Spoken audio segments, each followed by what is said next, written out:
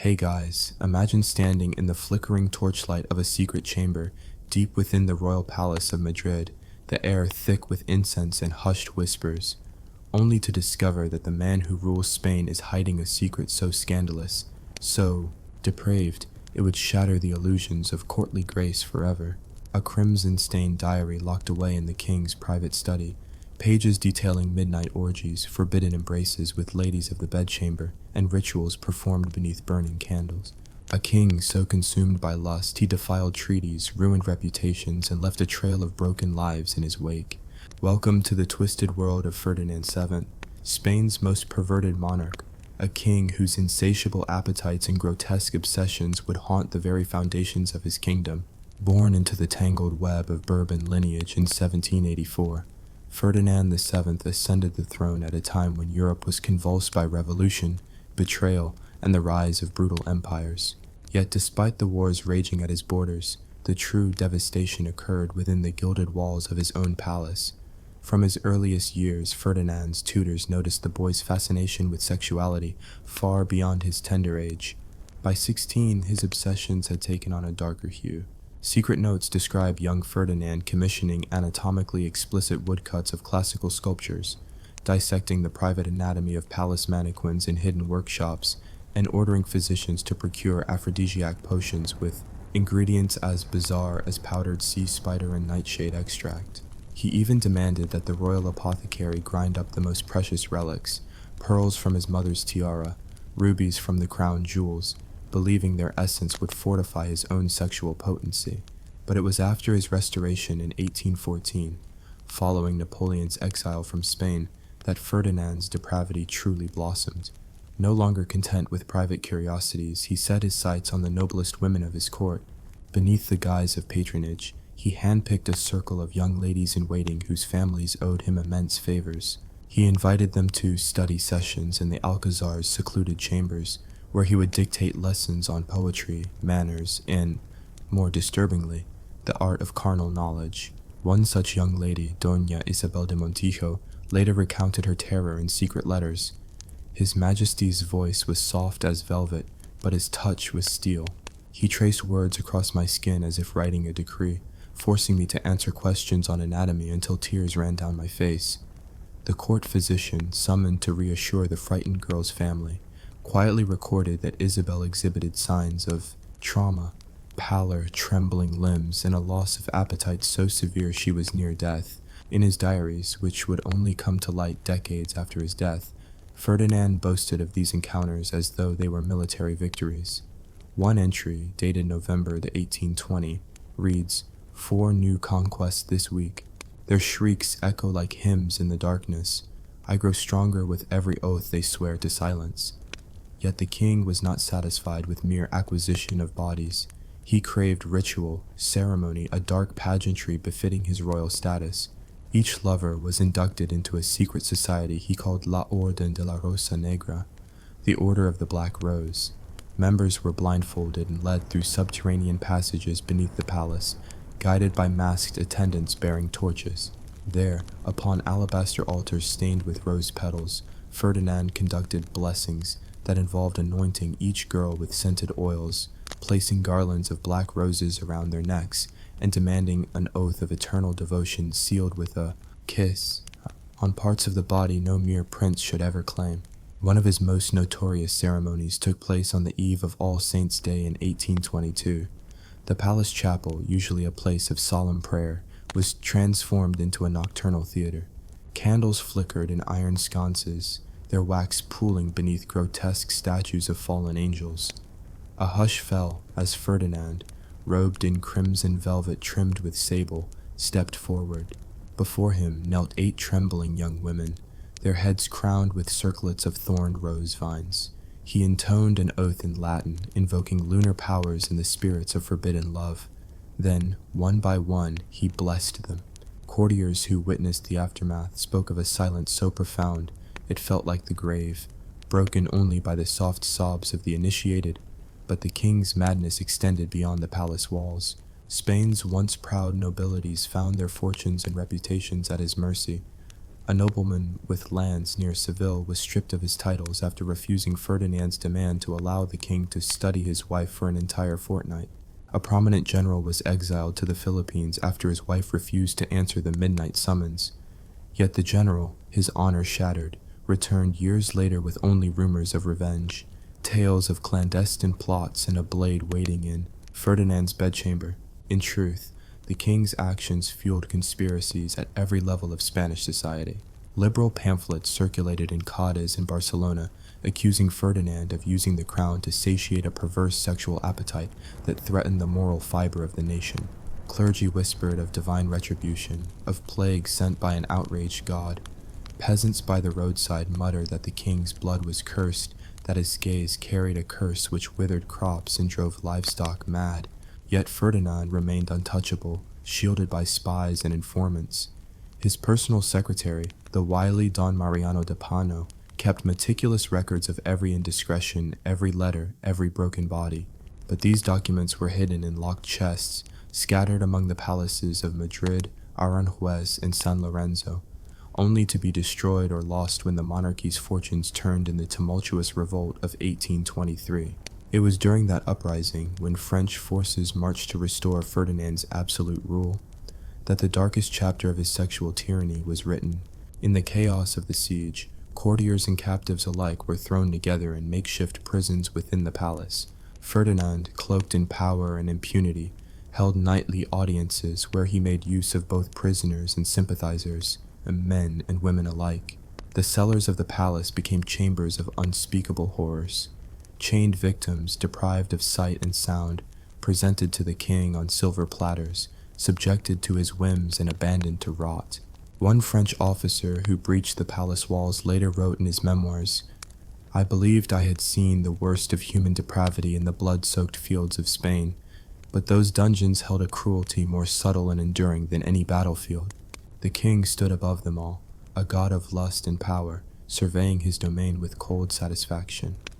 When Ferdinand finally reclaimed Madrid in October 1823, the city was a husk of its former glory. Nobles had fled, clergy had sought exile, and commoners whispered of hauntings, apparitions of the lost crying out in the night, their voices riding on the wind beneath the palace walls. But for Ferdinand, the victory was incomplete. He felt a gnawing emptiness, a void that even the most exquisite pleasure could not fill.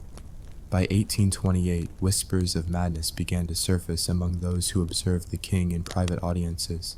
He spoke to portraits as though they were living beings, promising them love and vengeance. He insisted on being bathed by naked servants, rubbing exotic oils into his skin while courtiers averted their eyes in shame.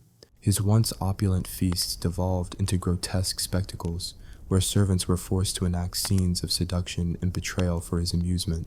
Violins played mournful dirges as dancers writhed in silk upon tabletops, mimicking the secret acts of the king's nightly revelries. Even the queen, Maria Cristina, watched in terror as her husband's obsession consumed him. She began to sleepwalk through the palace halls, haunted by nightmares of black roses and broken bodies. On one occasion, she awoke in the chapel at dawn, drenched in blood that was not her own, convinced she had witnessed the king's latest sacrilege. Soon after, she sought solace in religion, retreating to a convent for weeks at a time, ostensibly for prayer, but more likely to escape memories too ghastly to bear. And yet, for all the horror Ferdinand inflicted, he remained a master manipulator of perception. In public ceremonies, he was the benevolent monarch, bestowing titles, punishing traitors, leading triumphant processions through the streets of Madrid. The people cheered as he passed, oblivious to the sins hidden behind closed doors. His portrait hung in churches and town halls, his painted smile erasing the frightful truths of his reign. By the time of his death in 1833, Ferdinand VII had secured his legacy as Spain's restorer of the monarchy. Official accounts praised his steadfastness against liberal uprisings, his loyalty to the Catholic Church, and his defense of tradition. Yet beneath the glowing obituaries lay a darker story, one whispered only in the back corridors of history. A tale of a king whose lust knew no bounds, whose cruelty was matched only by his power, and whose perversions left scars that would take generations to heal. In the years that followed, as Spain oscillated between monarchy and republic, Conservatives and liberals alike shuddered at the mention of Ferdinand's name. Scholars debated his place in history, reformer or tyrant, champion of faith or monster in velvet. But through it all, one question lingered more insistently than any other. What drives a man born to rule, blessed with every privilege, to descend into such twisted darkness? Perhaps it was the weight of expectations, the burden of ancestry steeped in Habsburg inbreeding and Bourbon intrigues. Perhaps it was the shame of his own deformed masculinity, a flaw he sought to compensate with domination and spectacle. Or perhaps, in his final moments, he realized that absolute power, when unchecked by compassion, inevitably warps the soul. Whatever the cause, the legacy of Ferdinand VII endures. A cautionary tale of what happens when a king's desire eclipses his duty, when personal vice becomes a weapon of statecraft, and when the pursuit of pleasure transforms a palace into a house of horrors. The mystery of Spain's most perverted king is not merely a footnote in dusty archives. It is a mirror reflecting the darkest impulses of power itself, a reminder that no crown, no matter how brilliant, can conceal the rot within. And now, as you watch the story unfold, consider this. The shadows of history are never far away. They linger in the whispers of old walls, in the cracks of abandoned chapels, and in the hearts of those who wield power. Because sometimes the greatest horrors are not born on the battlefield or in the alleys of the damned. They are conceived in the bedchambers of kings. Stay tuned for part 2, where we unravel the web of secret lovers, forbidden philters, and the bitter fallout of Ferdinand's darkest year. Close your eyes and imagine hearing the soft scrape of velvet shoes on marble as you slip through dimly lit palace corridors, only to find a hidden gallery of portraits smeared with wax seals that, when broken, release letters soaked in perfume and numb fear. For the next 10 to 15 seconds, picture the hush of midnight, the crackle of a candle as it burns down to its stub, and the hushed breath of young ladies clutching prayer beads as they cling to each other, trembling at the thought of his summons. This is part 2 of the darkest secrets of Ferdinand VII, from secret lovers and deadly potions to conspiracies that threatened to tear Spain apart.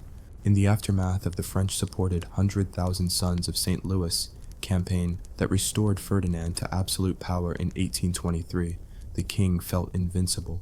His earlier orgiastic ceremonies had whetted his appetite for control. Now he craved the complete subjugation of mind, body, and loyalty. He turned his gaze to the chambermaids and seamstresses of the royal wardrobe, young women he plucked from humble origins, believing that their lack of pedigree made them less likely to speak of their encounters. Yet in his twisted calculus, Ferdinand underestimated the power of desperation. Doña Teresa Lopez, a seamstress barely 17, was summoned one evening under the pretense of repairing the king's favorite crimson cloak. She arrived to find a lone candle burning on an oak table in the deserted antechamber. The walls were draped in black damask, and in the center stood Ferdinand, dressed in dark brocade, his eyes glinting with expectation. He instructed her to kneel and present the cloak so he could inspect the stitching up close. In her terror, Teresa later recalled, she told herself it would be over quickly, until Ferdinand produced a small vial of amber liquid and instructed her to drink it. The potion was one of many concocted by court alchemists and a dozen itinerant charlatans who passed through Madrid, promising elixirs that could heighten pleasure or silence the body's resistance. Some vials carried ground coral and crushed beetle wings, others poisonous extracts from mandrake root. Ferdinand's favorite, a syrup that smelled of roses and brimstone, was said to induce a state of pliant compliance, neither fully conscious nor comatose, but trapped in a waking nightmare.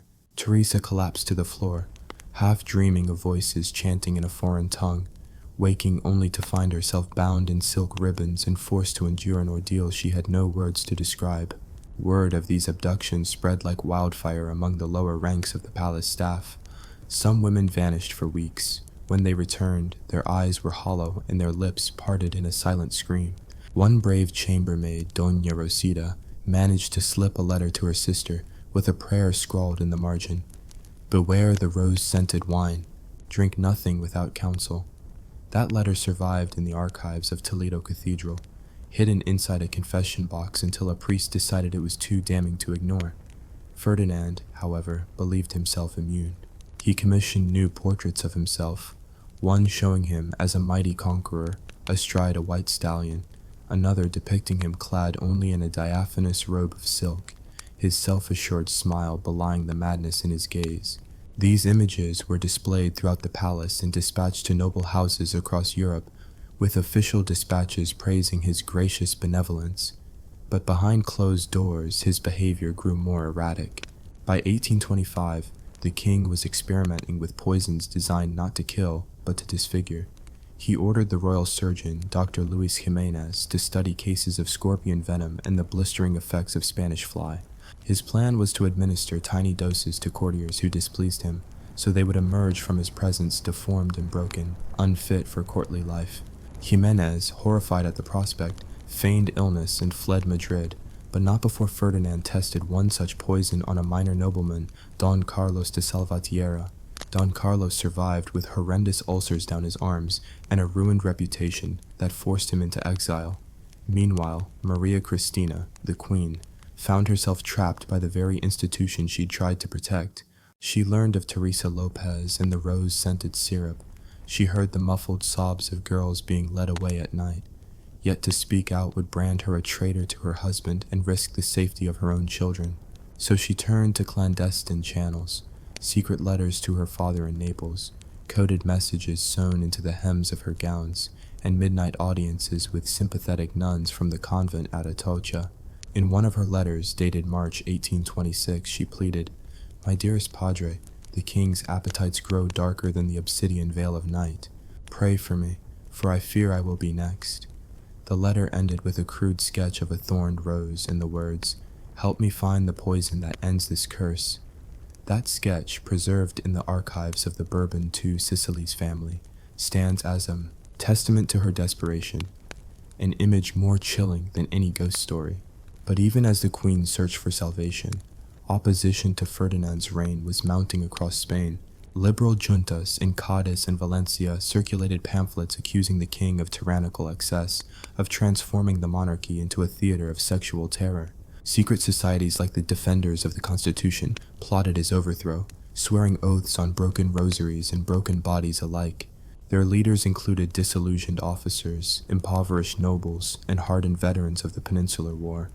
They met in taverns, in caves carved into the hillsides, and in the crypts beneath ruined monasteries.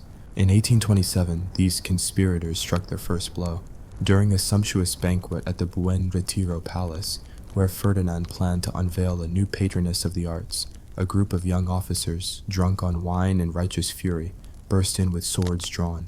They intended to seize the king, hold him for trial, and restore constitutional rule. But the plot was betrayed by a double agent in their ranks, and the officers were massacred or imprisoned. Their bodies were displayed for days at the city gate as a warning. Any who dared challenge the king would join them in death, yet terror only fueled resolve. Across the kingdom, clandestine operatives smuggled firearms and printed subversive pamphlets. They bribed royal guards with silver coins and promises of pardons. They wrote coded recipes for opium-laced pastries that insinuated themselves into palace kitchens. Some plots involved freeing Teresa Lopez and her sisters from the inner prisons of the Alcazar. Others aimed to poison Ferdinand at a public ceremony, but none succeeded. The king, sensing the gathering storm, turned inward. He became convinced that his own court was riddled with traitors. He ordered the construction of secret torture chambers beneath the royal stables, where suspected rebels were bound, stretched, and interrogated by doctors who believed they could cure treason like any other disease. Reports surfaced of men driven mad by whispers of ghostly chants echoing through stone corridors. One prisoner, a former aide named Don Javier de Morales, described his ordeal in a letter scratched on scraps of parchment. "They strung me up by my wrists until my arms cracked like dry wood. They asked me of alliances I knew nothing of codes I never wrote.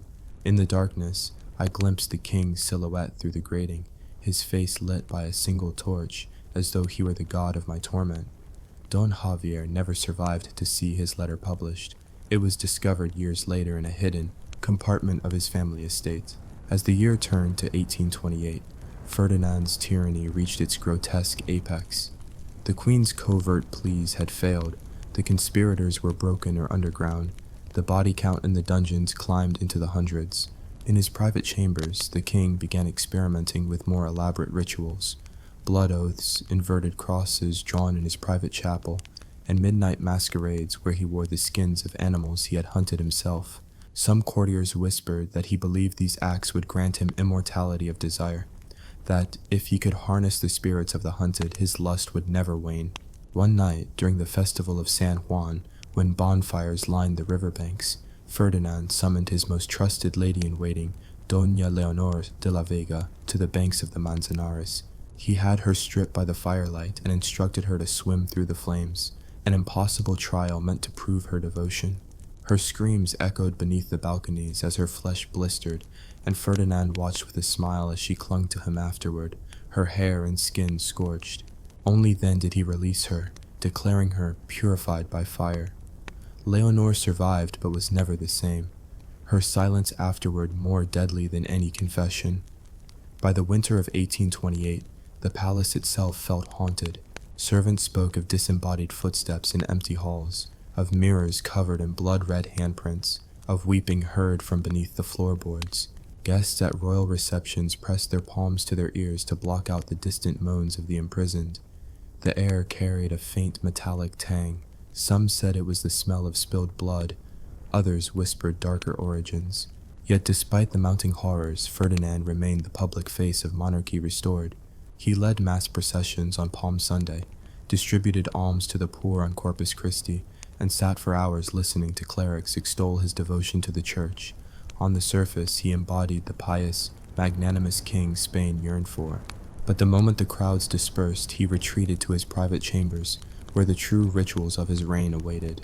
The final catalyst for collapse came in early 1829, when a young scribe in the royal chancery named Rafael Alonso discovered a cache of letters between Ferdinand and a Spanish physician turned apothecary, Dr. Esteban Rojas. The letters detailed instructions for the manufacture of the rose-scented syrup, the torture chambers, and lists of names for new inductees into the Order of the Black Rose. Raphael risked everything. He copied each letter by candlelight, memorized the code phrases, and then fled Madrid to deliver them to the leaders of the liberal movement in Valencia. What followed was a cascade of events that would ultimately topple Ferdinand's reign. Ramos manuscripts, so named for the code word in one of the letters, were published in secret presses and smuggled into every province. Rural uprisings broke out as peasants learned of the king's depravity. They stormed magistrates' offices demanding justice. In the cities, university students chanted slogans calling for a constitutional monarchy, free press, and the abolition of torture. Ferdinand reacted with violence. He declared martial law, cut off foreign correspondence, and had every suspected conspirator arrested. But the damage was done. The image of the benevolent monarch lay in ruins beside the revelations of torture chambers and poisoned pages. Even his staunchest allies began to distance themselves, fearing association with his crimes. In the palace gardens one spring evening, Maria Cristina stood beneath a blooming rose bush. Its petals stained a deeper red than any flower should be. She turned to her husband, whose once handsome features were now hollowed by paranoia and excess. She whispered a single sentence, so soft it could hardly be heard over the wind. "Your crown is forged in tears, and one day it will shatter." He smiled, piece of a broken man still trapped in his own rituals, then turned away, his silhouette swallowed by the shadowed colonnade. And that, my friends, sets the stage for the climactic collapse of Ferdinand's reign. In Part 3, we'll delve into the revolt that finally broke his power, the Queen's secret negotiations with foreign powers, and the night the palace itself seemed to cry out for mercy. Stay tuned. Imagine the sky above Madrid turning the color of bruised plums as thunder rumbles like a funeral drum, only to hear, in that charged silence, the distant clatter of musket fire and the low moan of frightened horses. Picture flickering lanterns swinging in the darkened alleys, ragged banners snapping against stone walls, and the city's grand fountains running red with the first blood of rebellion. This is Part 3 of our dive into Ferdinand VII's undoing, the revolt that ripped his power to shreds, the Queen Regent's secret betrayals, and the night the palace itself cried for mercy. By the spring of 1829, the once majestic Plaza Mayor had become a tinderbox. Word of the Ramos manuscripts, those damning letters smuggled by Rafael Alonso, had ignited fury from Cadiz to Barcelona. In the winding lanes of the old quarter, Cobblers, tavern keepers, and seamstresses whispered feverish prayers for liberation. At dusk, clusters of men and women gathered beneath flickering street lamps, clutching tattered constitutions and homemade pikes. The scent of gunpowder mingled with the stench of sweat and fear, and mothers pressed their children to their chests, praying the night would pass without ruin. Inside the Alcazar, Ferdinand paced like a caged wolf. His faults of paranoia had blossomed into full-blown mania.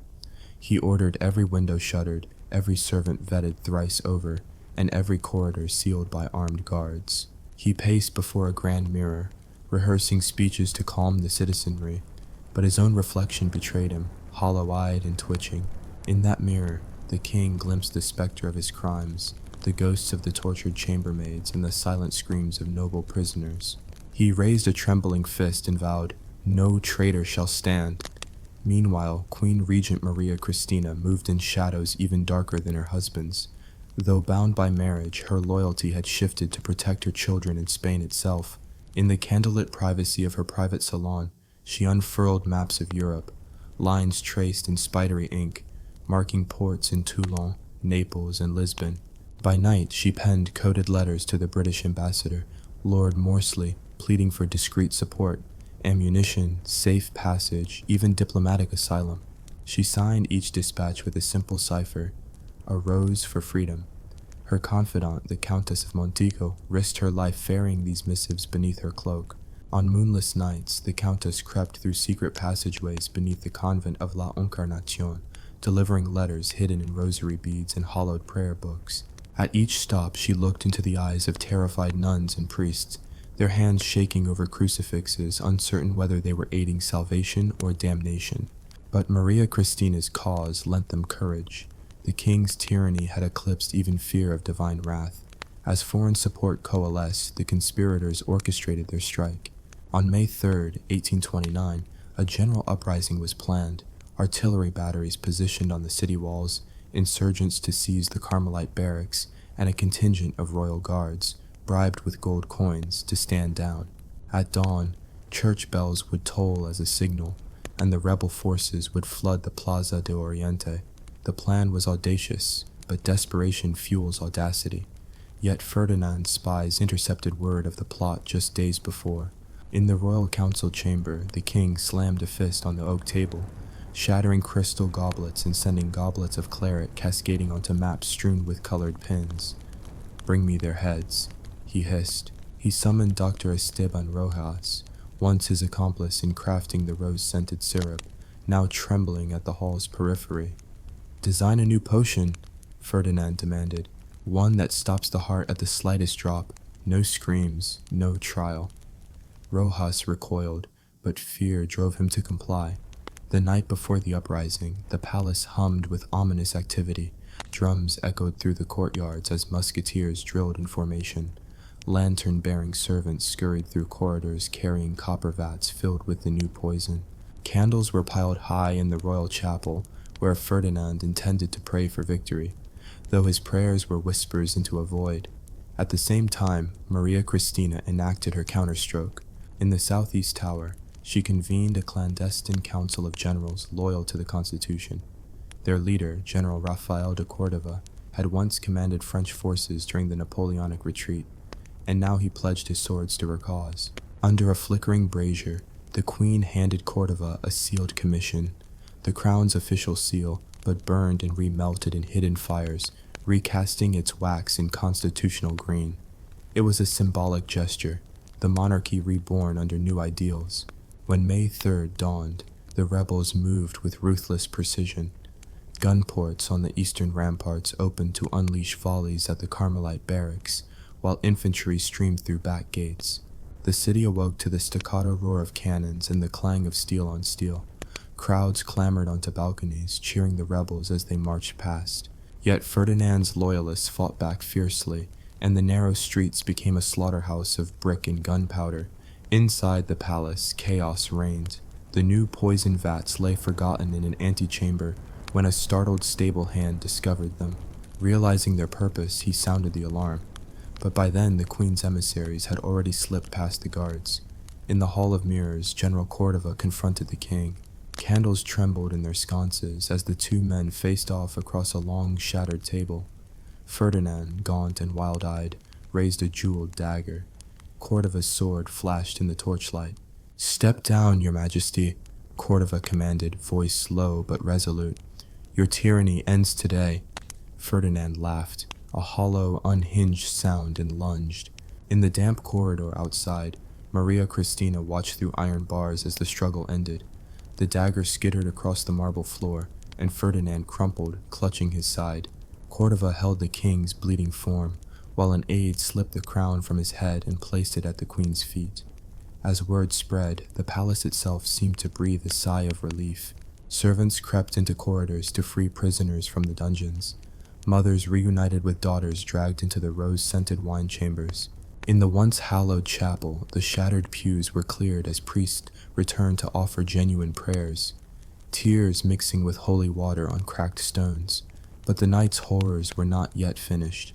The palace's great organ, silent for decades during Ferdinand's rites, thundered to life as if summoned by unseen hands. A lone organist, found crouched among the rubble of a collapsed gallery, chorded a dirge so mournful that soldiers paused mid-stride. Hearts clenched, candles sputtered and died, plunging the hall into darkness. In that black abyss, a chorus of distant voices rose, the damned, the broken, the silenced, all crying for justice. Maria Cristina stood on the dais, the dispatches from foreign courts clasped in her gloved hand. Her face, once pale with fear, now glowed with a fierce light. She bowed her head and commanded the new council. "By the will of Spain, I assume the regency in full. Our kingdom will rise again, on laws, on compassion, on the blood spilled in vain under my husband's crown." The courtiers knelt, the generals saluted, and the queen regent's voice echoed like a promise carved in stone. As dawn painted the sky in hues of gold and violet, Madrid exhaled centuries of fear. Bells tolled in celebration, but beneath the triumphant clangor lay a current of sorrow. Families counted the dead. Tombstones were erected in makeshift cemeteries. Mothers wept for sons who fell in the cobblestone streets.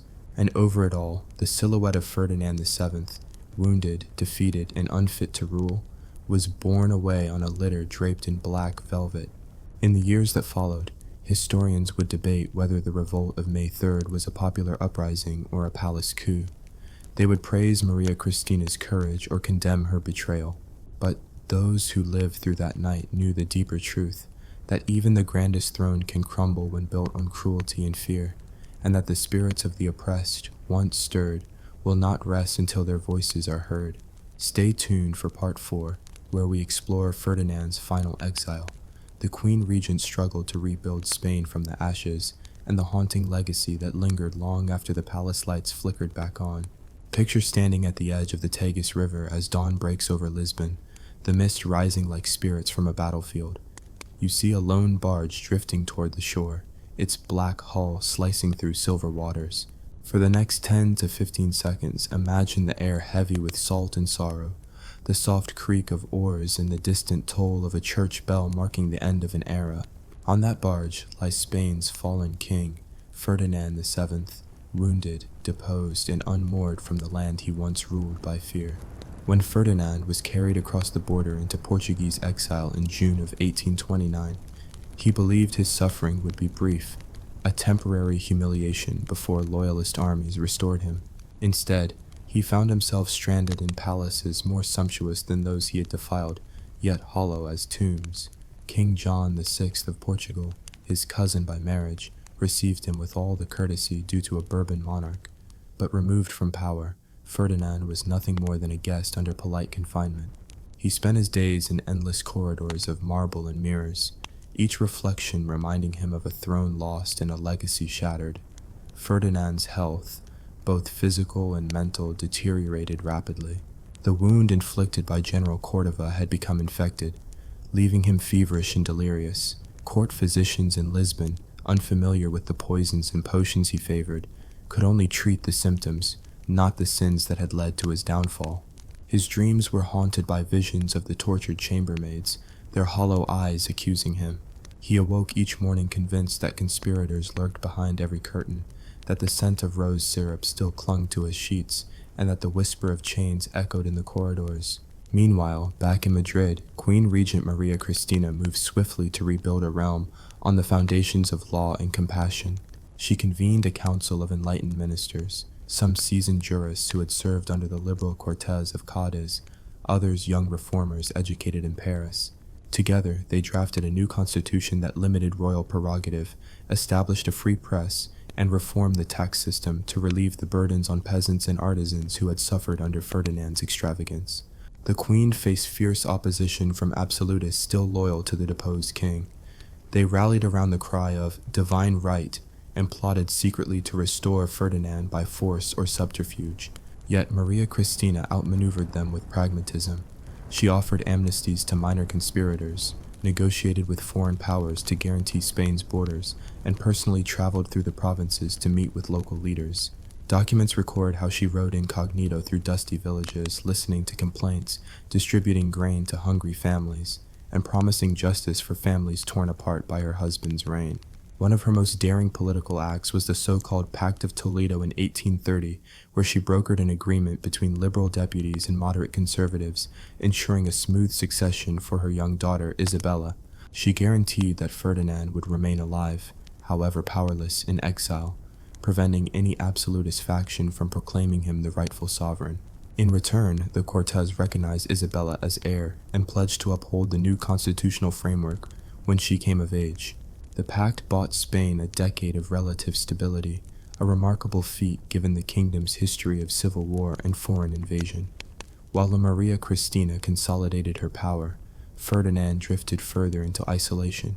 His letters to the queen grew increasingly desperate, alternating between pleading for permission to return and threatening divine vengeance on those who held him prisoner. One missive, preserved in the archives of the Portuguese royal household, reads, "I am the anointed of God, shackled like a common felon. Release me, or let the world tremble at the fury of a king betrayed." But the queen, ever pragmatic, replied with calm sobriety, "Your Majesty, your absence preserves your legacy. Your return would unravel all we have built." In Lisbon, Ferdinand's entourage dwindled. His once swollen court of ladies, alchemists, and sycophants melted away as funds ran dry. He sold jewels from his collection to pay for board and medicines. He attempted to restart his secret rituals in borrowed chambers, but without the artisans and physicians who had served him in Madrid. His ceremonies collapsed into farce. The rose-scented syrup was replaced by bland tinctures, black roses withered in cold Portuguese soil, and his masked blessings dissolved into weeping fits of frustration. By late 1831, rumors swirled that Ferdinand had gone mad.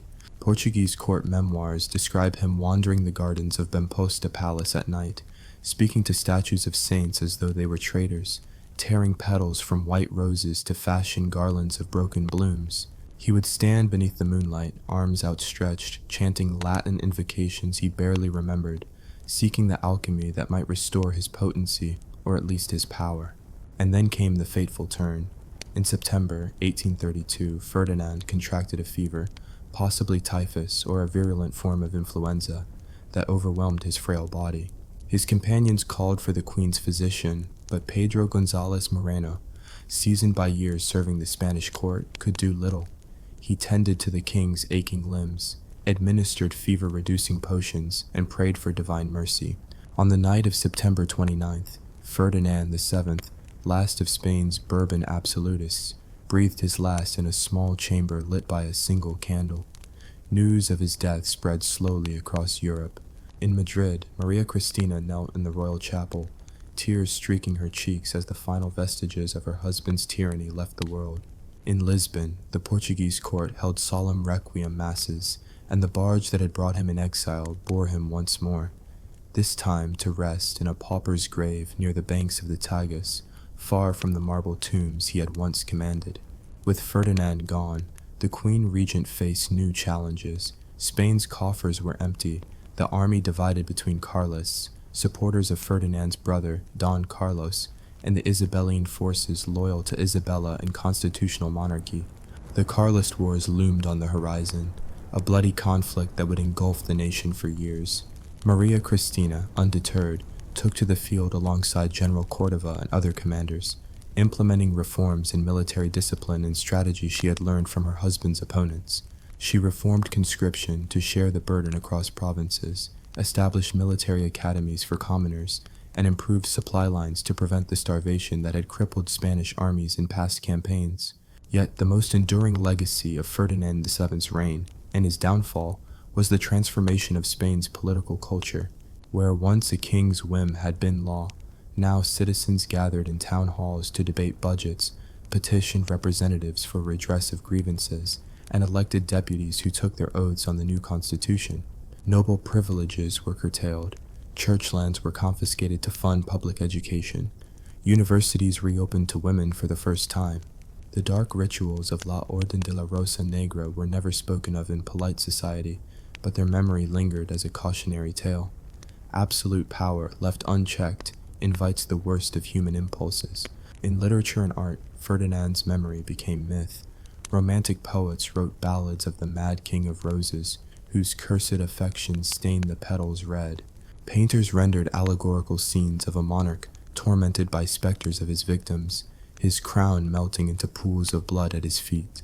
Dramatic troupes staged plays set in Gothic dungeons beneath palaces, where tyrants fell not by the sword but by their own perversions. These cultural artifacts shaped Spain's national identity, forging a collective wariness of unbridled authority and an embrace of constitutional liberty. Decades later, when Queen Isabella II reached her majority and assumed full power in 1833, she owed her throne to the very constitution her father had tried to destroy. Yet her reign would face its own tumult: military revolts, palace intrigues, and the eventual birth of the First Spanish Republic. Through it all, historians pointed back to Ferdinand VII as the inflection point, the king whose monstrous appetites nearly devoured Spain, and whose exile and death cleared the path for modern governance. The Gothic halls of the Alcazar in Madrid fell silent after the Carlist Wars. The secret chambers where rose-scented wines once drugged innocent girls were sealed forever, their entrances walled up and forgotten. Later archaeological digs uncovered fragments of ivory cushions and rusted iron shackles, but scholars agreed never to reconstruct the full layout, as though the palace itself deserved a measure of dignity. In the royal archives, references to La Orden de la Rosa Negra were redacted or consigned to hidden vaults, accessible only to those with the highest security clearance. Yet Spain's collective conscience never entirely buried its past. Folklore preserved fragments of the king's deeds. Peasants spoke of midnight candles flickering in abandoned chapels. Lovers told of whispered names and veiled threats, and children shivered at bedtime tales of rose petals that turned to ash in their hands. In universities, professors lectured on the psychology of tyranny, using Ferdinand as a case study in how personal trauma, his physical deformity, his paranoia, could metastasize into national catastrophe. As you reflect on Ferdinand's journey, from absolute monarch to exiled madman, remember that the story does not end with his death. The forces he unleashed continued to shape Spain's destiny. The struggle between absolutism and liberalism, the reverberations of civil war, and the ongoing debate over the role of monarchy in a modern state. His life and downfall serve as both warning and lesson, that power without empathy corrupts absolutely, and that the darkest secrets of kings can become the torchlight guiding nations toward liberty. Thanks for joining me on this 4-part exploration of Spain's most perverted king. If you found this story compelling, hit that like button and subscribe for more deep dives into history's hidden horrors. And drop a comment to let me know which story you want unraveled next, because as long as there are shadows in the past, we'll keep shining a light on them together. Imagine stepping through the gilded gates of Versailles at dusk, the golden sunlight glinting off mirrored halls, the gardens awash in twilight's roseate glow, and feeling the sotto voce hum of the court's most decadent secrets waiting just beyond. Each marble column. Picture masked balls where powdered courtiers whispered rumors behind ornate fans, fountains that sang a symphony of desire, and hidden alcoves where the king's most intimate pleasures unfolded under the watchful eyes of silk-clad attendants. Welcome to part 1 of our journey into how Louis XV transformed Versailles from a symbol of absolutist power into the ultimate pleasure palace, a world where politics and passion intertwined, where scandal breathed life into the corridors of power, and where the Sun King's grandson remade his grandfather's monument into a realm of intoxicating sensuality. Born in 1710 and ascending the throne at just 5 years old, Louis XV inherited not only the crown of France but also the colossal inheritance of Versailles, the sprawling palace his great-grandfather Louis XIV had fashioned as the epicenter of royal authority. Yet by the time Louis XV came of age, the rigid pomp and ceremonious protocol of the Sun King's court felt stifling. The young monarch yearned for intimacy, for escape, for a Versailles that pulsed with the rhythms of pleasure rather than the cold precision of ceremony. As soon as he took personal control of the reins in 1723, Louis XV began reshaping Versailles. His first act was subtle. He loosened the strict etiquette that had governed daily life under Louis XIV. Instead of formal audiences where courtiers knelt in stately procession, he introduced petites audiences, informal gatherings where favored nobles and mistresses could approach the king's throne room in relaxed attire, lace undone, hair tousled, whispers aloud. This shift sent shockwaves through the etiquette-obsessed nobility. The immutable hierarchy was rendered pliable, subject to the whims of the king's personal mood. The king's favorite architect, Ange-Jacques Gabriel, was commissioned to remodel parts of Versailles to suit these new intimacies. Gabriel redesigned the king's private apartments, replacing heavy tapestry and Baroque ornamentation with lighter Rococo flourishes, shell motifs, pastel frescoes, sinuous curves that felt more inviting than imposing. In the Salon de la Méridienne, Gabriel installed floor-to-ceiling windows overlooking the gardens, flooding the space with dappled light and scandal. Marie Leszczyńska, the queen, would pace those windows in tears, lamenting her solitude and the king's growing predilection for company of wits sharper than hers. It was in these refurbished salons that Louis XV first began convening the circle that would become his most infamous entourages, a blend of aristocrats, poets, and courtiers whose loyalty was secured not by inheritance or office, but by their proximity to royal favor and bedchamber secret. At the center of this circle stood Madame de Pompadour, Jeanne Antoinette Poisson, who rose from bourgeois obscurity to become the king's chief mistress and political confidant. Under her guidance, Versailles became a salon of wit and intrigue. Philosophers like Voltaire and Diderot were invited to recite verses and ponder Enlightenment ideas, while courtiers in powdered wigs sipped chocolate and exchanged covert glances. But the Pompadour era was more than intellectual flourish. It was theatrical spectacle. Louis XV staged elaborate fetes in her honor, mock naval battles in the Grand Canal, performances of pastoral operas performed by the king himself in peasant costume, firework displays that turned the night sky into a canvas of molten gold. The gardens, once rigidly clipped and geometric under Louis XIV, were allowed to grow wilder, with seemingly natural groves and serpentine paths designed by André Le Nôtre's successors. These bosquets became secret stages for assignations, curtained kiosks where lovers could exchange furtive embraces while the water jets danced overhead, hiding them from prying eyes. Yet the transformation of Versailles was not confined to aesthetics. The very economy of the court shifted. Under Louis XIV, the court had been a mechanism of control, a gilded cage that forced nobles to live beyond their means in Versailles, indebting them and making them reliant on royal patronage. Louis XV inverted this dynamic. He cultivated a culture of gift-giving and gratuities. Ministers vied to present him with obsequious rewards, jewels, estates, offices, in hopes of securing a place in his favor or the chance to attend one of his clandestine suppers. Courtiers spent fortunes on silk slippers custom-made for the king's parlor, on boxes of rare bergamot perfume personally curated by Madame de Pompadour, or on gilded sedan chairs that whispered of their owner's closeness to power. Behind closed doors, the king's private life became the ultimate court spectacle. Versailles acquired a series of hidden passageways and antechambers, known only to the most trusted nobles, where the king's lovers were installed. The palace map of 1740 reveals these secret apartments, the petit lever chamber where Louis XV awoke each morning, the petit coucher where he retired, and between them the infamous escalier des ambassadeurs, whose reconstruction in 1752 was rumored to include private landings for discreet entry. Courtiers who boasted of their intimate liaisons with the king would speak of silent signals, a candle lit in Pompadour's boudoir at dusk, a lute softly strung in the soundproofed gallery that summoned them to nights of whispered revelry. These nocturnal gatherings were as political as they were sensual. Decisions about war and peace, appointments to high office, and the direction of state diplomacy were often hashed out on satin cushions with a decanter of Sauterne at the elbow.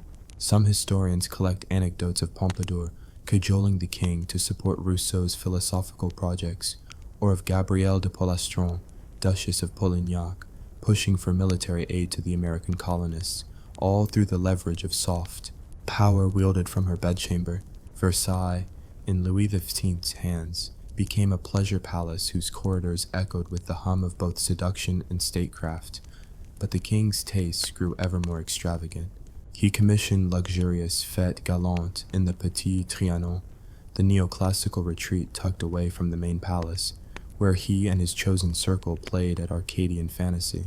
Donned in shepherd's smocks and garlands of artificial flowers, they danced on lawns illuminated by lanterns shaped like oversized cornucopias, feasted on confectionery creations sculpted into animal shapes, and drank from mugs engraved with their initials.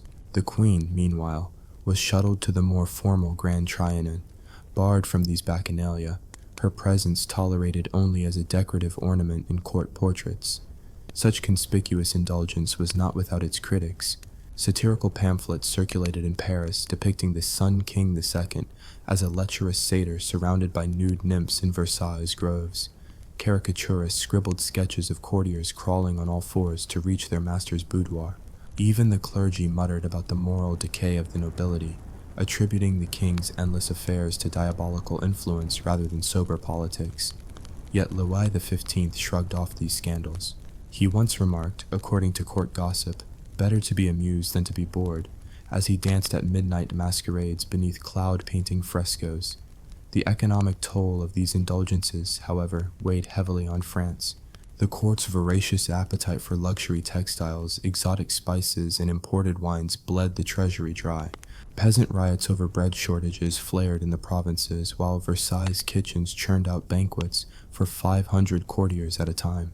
The king's ministers, torn between fiscal prudence and the fear of offending royal ego, attempted reform, only to find Pompadour's influence shielding the palace's endless expenditures.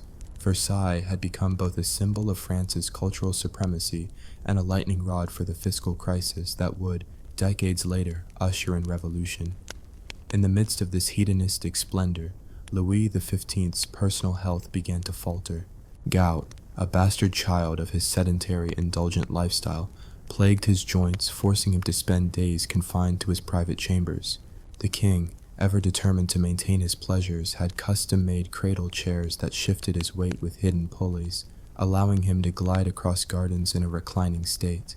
Yet even these mechanical marvels could not quell the ache in his limbs, nor the creeping sense that beneath the veneer of pleasure lurked decay.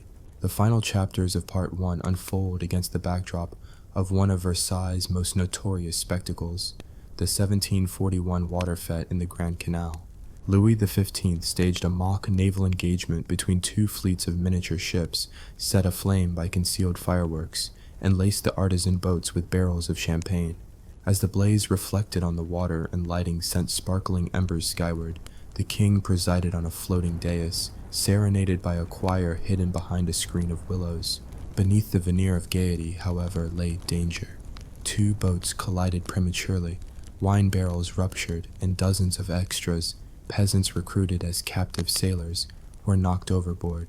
Countless damp bodies washed up on the canal banks, their cries drowned by court flutes. Rumors swirled that aristocrats had merely laughed at the spectacle, stamping their feet to keep warm as unlucky commoners clambered to shore. That night, Versailles' gardens were silent except for the whispered laments of workers who buried the dead in hurried graves, unmarked and forgotten. Yet by dawn, the fountains gushed anew, and the courtiers swept back into their pastel coats and silk gowns, determined that no hint of tragedy would mar the palace's eternal allure.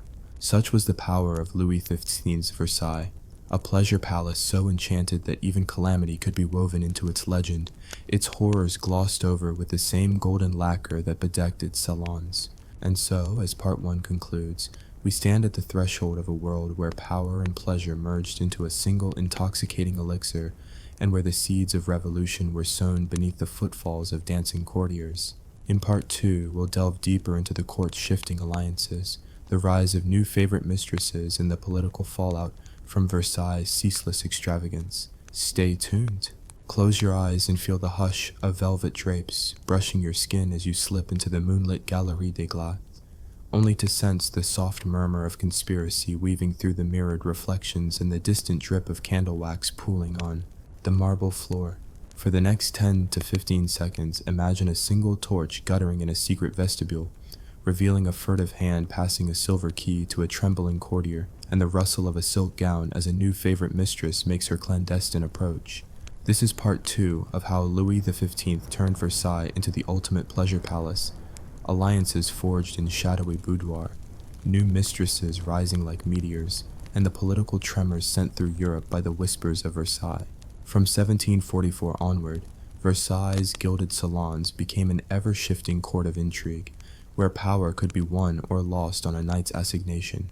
After Madame de Pompadour's star began to set, her influence waning as she entered her 50s, Louis XV's attentions drifted to a fresh constellation of companions. First came the beautiful and cunning Madame du Barry, Geneviève de Fontenelle, whose lowly birth only sharpened her ambition.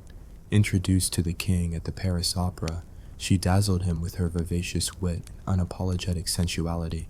Within weeks, she was ensconced in the Petit Appartement du Roi, replacing chambers once held by Madame de Pompadour herself. Du Barry's ascent was swift but perilous. She understood better than anyone that in Versailles, bedchamber favor was the most potent currency. She hired the finest perfumers to bathe her rooms in jasmine and musk, and she commissioned a troupe of Italian castrati to serenade the king at dawn. Her boudoir sat atop a private stairwell that creaked only for her, its wrought iron balusters hidden by curtains of violet damask, so that courtiers eager to curry favor would clatter up in the gloom, uncertain whose footsteps they followed.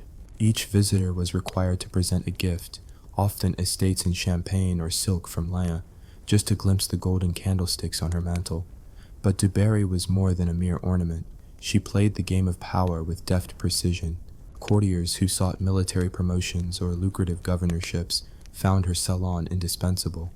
They whispered state secrets while she laughed behind a fan, then carried those secrets to the king over suppers of candied fruits and sauterne. On one notable evening in 1755, she hosted a midnight supper in the Bosquet des Dômes, an enclosed grove trimmed with artificial hills and hidden water jets. A ring of soldiers stood guard beyond the hedges, but the grove itself was lit by floating lanterns shaped like lotus blossoms. There, the Duchesse de Mirepoix, a noted intriguer, leaned into Du Barry's ear and proposed a bold plan to steer France into alliance with Austria, a strategy that would echo through the courts of Vienna and St. Petersburg. Meanwhile, the palace's architecture continued its transformation to match these shadowy machinations. Louis XV commissioned Gabriel to enlarge the Cabinet du Dauphin, once reserved for the heir apparent, so that it could host private councils by night. New wainscoting of gilded oak carved with intertwining vines concealed secret compartments for dispatches. A hidden passage, discovered only after the Revolution, ran from the king's study beneath the Neptune fountain straight to the orangery, allowing him to flee from scandal in minutes, though he often lingered, entranced by the scent of orange blossoms and the promise of trysts among the trees. Not all courtiers prospered in this heady environment. The Duc d'Ayen, once a close friend of the king, found himself abruptly dismissed after refusing to attend one of Du Barry's fêtes. Orders arrived at his estate in Champagne, summoning him to Versailles, only to be met with a sealed note instructing him to leave immediately, his coat of arms struck from the antechamber doors. Other nobles were not so lucky. Some were coerced into draining their fortunes to present lavish parties in Du Barry's honor, while those who flinched were quietly blackballed from court society. Yet for all its seductive promise, the pleasure palace carried ominous undertones. The court's incessant revelry masked deeper fractures within France's political fabric. The parlements of Paris cried foul at the king's favoritism toward Du Barry, protesting that royal patronage should serve the state, not a former commoner. Jansenist clergy denounced the court's moral laxity from pulpits, likening Versailles to Sodom itself. And in the countryside, whispers of famine and high taxes grew louder, even as Versailles' kitchens churned out feasts of pheasant, game pies, and confections sculpted into miniature groves of almond trees. Behind the scenes, Louis XV's ministers struggled to keep the realm solvent. Finance Minister Choiseul warned the king that the palace's debts were spiraling beyond control, but his pleas were met with polite indulgence. "Sire," he implored one evening, "we must temper our expenditures or the state itself will be imperiled." Du Barry, present at the council, responded with a mischievous curtsy. "Let him make Versailles richer, for at her gates lie the world's admirers." The king laughed, but in that moment France's coffers emptied a little more. The foreign courts watched Versailles' transformation with a mixture of envy and alarm. Emissaries in powdered wigs kept careful reports of the palace's secret passageways and rumored fates. In Vienna, Empress Maria Theresa frowned at dispatches describing Du Barry's midnight consultations on Polish partitions. In London, King George II's ministers debated whether to match France's extravagant entertainments or risk losing influence at the continental salon tables. And in St. Petersburg, Catherine the Great mused that if a palace could be turned into a theater of pleasure, perhaps it could also be wielded as a weapon of statecraft. It was this entanglement of decadence and diplomacy that most defined Versailles in Louis XIV's reign. While the king reclined on silk cushions pressed to damask wallpapers, ambassadors quarreled over the shifting alliances he brokered from his bedchamber. The Treaty of Aix-la-Chapelle in 1748, which ended the War of the Austrian Succession, was negotiated in Du Barry's presence, where she offered a sumptuous feast to diplomats that lasted 3 days. Plenipotentiaries drank claret deep into the night, signing clauses over plates of gilded pâtés shaped like the crest of Lorraine. When the treaty was announced in the Hall of Mirrors, the French victory was heralded as much a triumph of charm and hospitality as it was of arms. Yet the same charisma that cemented alliances also sowed resentment. By the late 1750s, factions at court began to coalesce around Du Barry's rival, Madame de Pompadour's niece, the Duchess of Châteauroux, who accused Du Barry of steering the king into ruinous wars. Châteauroux's supporters accused Du Barry of using witchcraft, citing her perfumes and potions as means to bend the king's will. Pamphlets depicting Du Barry in the company of demonic familiars circulated in the Palais Royal. Court intrigue turned feverish. Servants spied on each other, letters were intercepted, and Du Barry's chambers were rumored to be bugged by her enemies. Through it all, Louis XV remained a willing participant. He reveled in the drama as much as the delights, often inviting both factions to the same fete, then watching the spark of fury light their powdered faces. He arranged for Du Barry to overhear Châteauroux's plots only to betray them at the next grand supper, all the while toasting to the Queen of my heart. The result was a court perpetually on the brink of ruin or revolution, and too intoxicated to care. As Part 2 draws to a close, we stand on the brink of the 7 Years' War, a conflict that would test Versailles' pleasure palace like never before. Will the king's seductive mastery hold sway when cannon fire rings across Europe? Can Du Barry's influence save France's honor and coffers, or will Versailles' gilded walls crumble under the weight of war and debt? Stay tuned for Part 3, where we follow the king and his court into a world at war, and see how pleasure and policy collide on the battlefield. The war drums have begun to thunder across Europe, but inside the velvet cocoon of Versailles, the chandeliers still sparkle, and perfumed letters still cross secret corridors. But make no mistake, this is not just silk and scandal anymore. The 7 Years' War is about to strip Versailles of its illusions, and while the king's bedchamber remains the nerve center of the kingdom, the consequences of his indulgences will begin to bleed out into the world beyond. The 7 Years' War, 1756 to 1763, was the first truly global conflict, fought across Europe, the Americas, India, and the seas. For France, it began with ambition and ended in humiliation. Versailles, under Louis XV, tried to wage diplomacy the same way it threw balls, with opulence, with seduction, with calculated smiles and whispered half-truths. But wars are not won with powder and perfume. As battles raged across continents, the palace's gilded splendor began to crack under the weight of failure. At the center of it all was Louis XV, isolated yet indulgent, refusing to leave Versailles even as the empire he ruled began to splinter. Every morning still followed a ritual, the lever du roi, where nobles lined up to dress the king, flattering him with compliments and begging favors. But as France's armies faltered, these courtiers grew anxious. The whispers in the salons became darker. The king's enemies multiplied, not just in London and Berlin, but within the walls of Versailles itself. Madame du Barry, now the uncontested favorite, attempted to stabilize the king's crumbling morale. She hosted elaborate soirees with a veneer of escapism, Roman-themed masquerades where guests wore togas stitched from Indian silk, or Egyptian banquets where the wine flowed from golden urns shaped like sphinxes. The cost of each event was astronomical, but the aim was clear: distraction. Du Barry knew that as long as the king felt adored, he could be lulled into a kind of docile acquiescence. But not everyone at court was willing to pretend. The Duke of Choiseul, Minister of War and a shrewd political operator, began maneuvering against Du Barry. He despised her vulgar origins and her grip on the king's ear. In secret correspondence, he wrote, "France burns and she fans herself with feathers." Choiseul sought to turn public opinion against the king's mistress, and by extension, the king himself. At the same time, the war effort deteriorated. France lost Quebec to the British, then suffered a crushing naval defeat at Quiberon Bay. The colonies were collapsing. Louis XV received dispatches daily, but often refused to read them.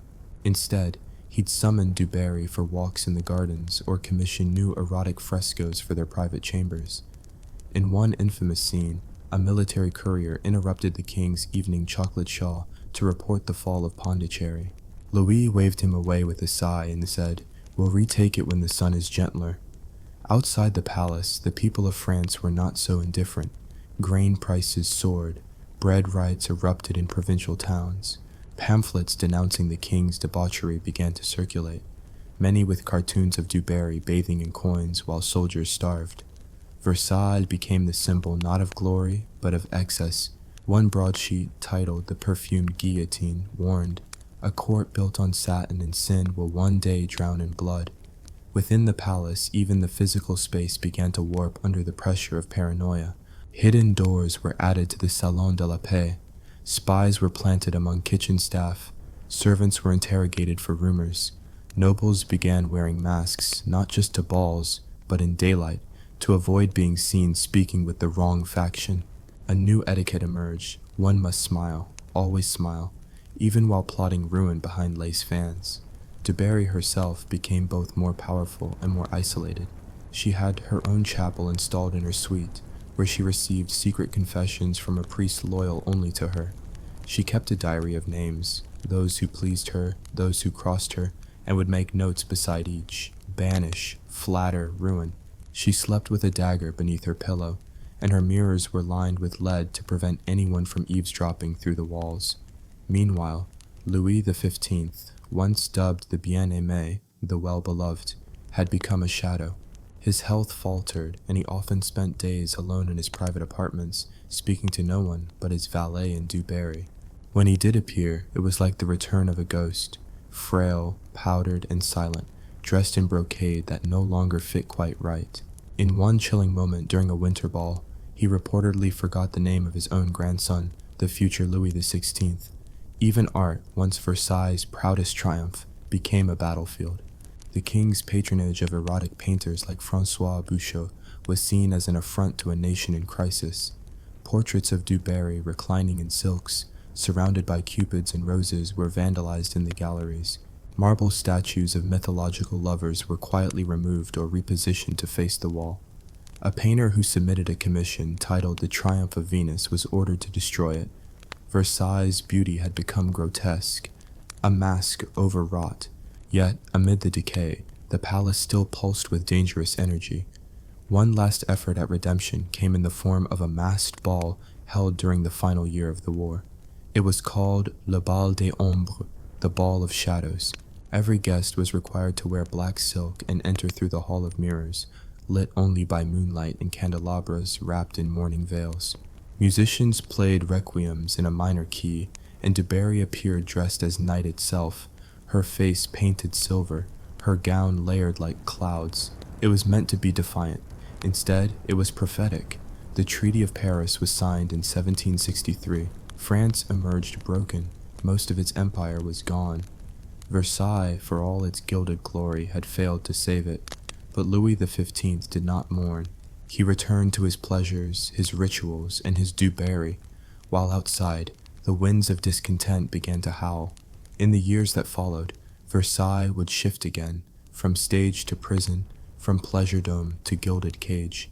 The seeds of revolution had been planted not by one act, but by years of whispered betrayals and perfumed distractions.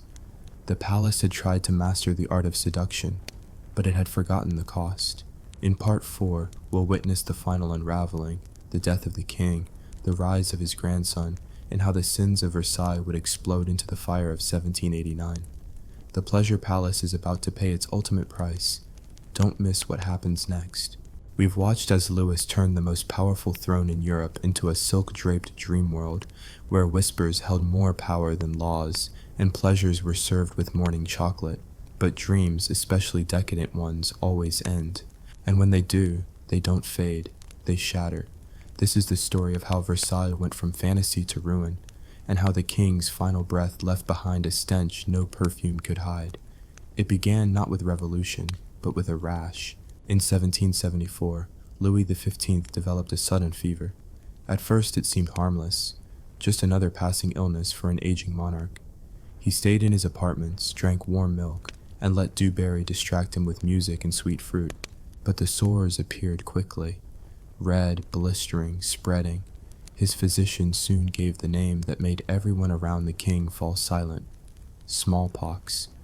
Versailles, the palace of flirtation and perfume, became a plague house. Courtiers fled. Hallways emptied. Even Dubarry, terrified of infection, was eventually banished from his bedside. The man once adored by all of France now lay rotting in silk sheets, his flesh oozing, his face unrecognizable. Mirrors were covered, curtains drawn. Priests hovered in shadow, waiting to deliver last rites. On May 10th, 1774, Louis XV died, and Versailles changed overnight.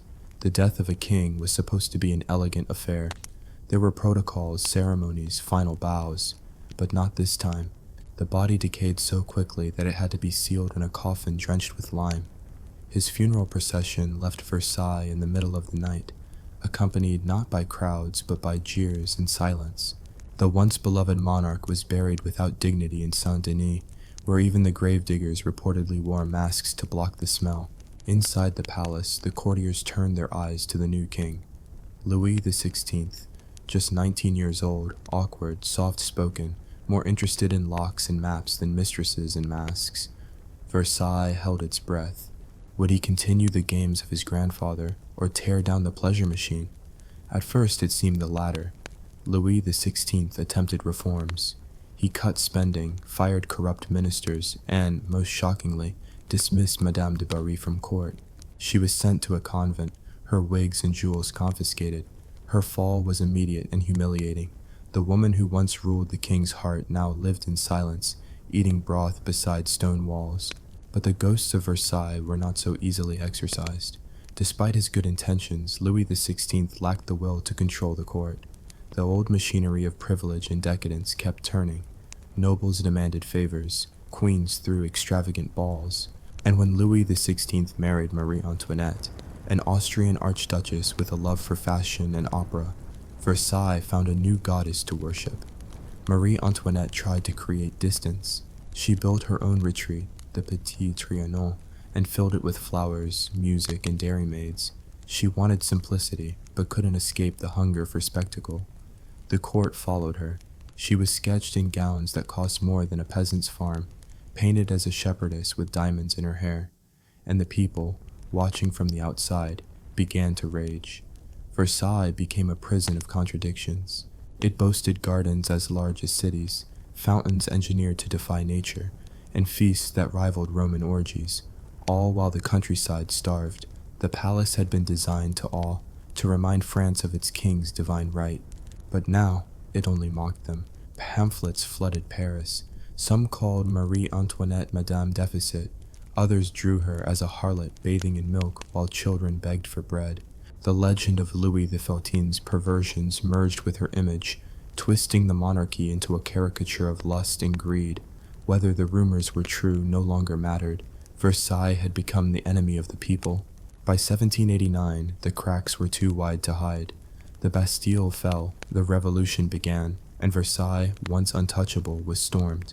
On October 5, 1789, thousands of women from the Paris marketplaces marched to Versailles, angry and starving. They shouted for bread, but also for justice. For years they had read stories of golden forks, jeweled chamber pots, mistresses housed in marble. Now they came face to face with it. They broke through the palace gates. They slaughtered guards. They entered the royal apartments. Marie Antoinette fled barefoot through secret corridors, the same passages where once lovers had whispered. Now they echoed with chants of revolution. The royal family was forced to leave Versailles. They were marched to Paris under the watch of the crowd. Louis XVI, Marie Antoinette, their children, the last monarchs of the Ancien Regime, looked back one final time at the palace, but Versailles would never be a home again. It was abandoned, stripped, and eventually converted into a museum by Napoleon. The palace survived, but the world it represented did not. Louis XV, the king who had turned Versailles into a sensual empire, had planted seeds he would never live to see bloom. His indulgence, his apathy, his belief that pleasure was enough to rule a nation, it all led here, to a guillotine, to a republic, to a France that would never bow again. But Versailles still stands. Walk its halls today and the ghosts remain. You can see the secret doors, the mirrored galleries, the velvet-lined boudoir. You can almost hear the laughter, the whispers, the gasps. You can smell the perfume layered over rot. It is beautiful, it is monstrous, it is real. Thank you for watching.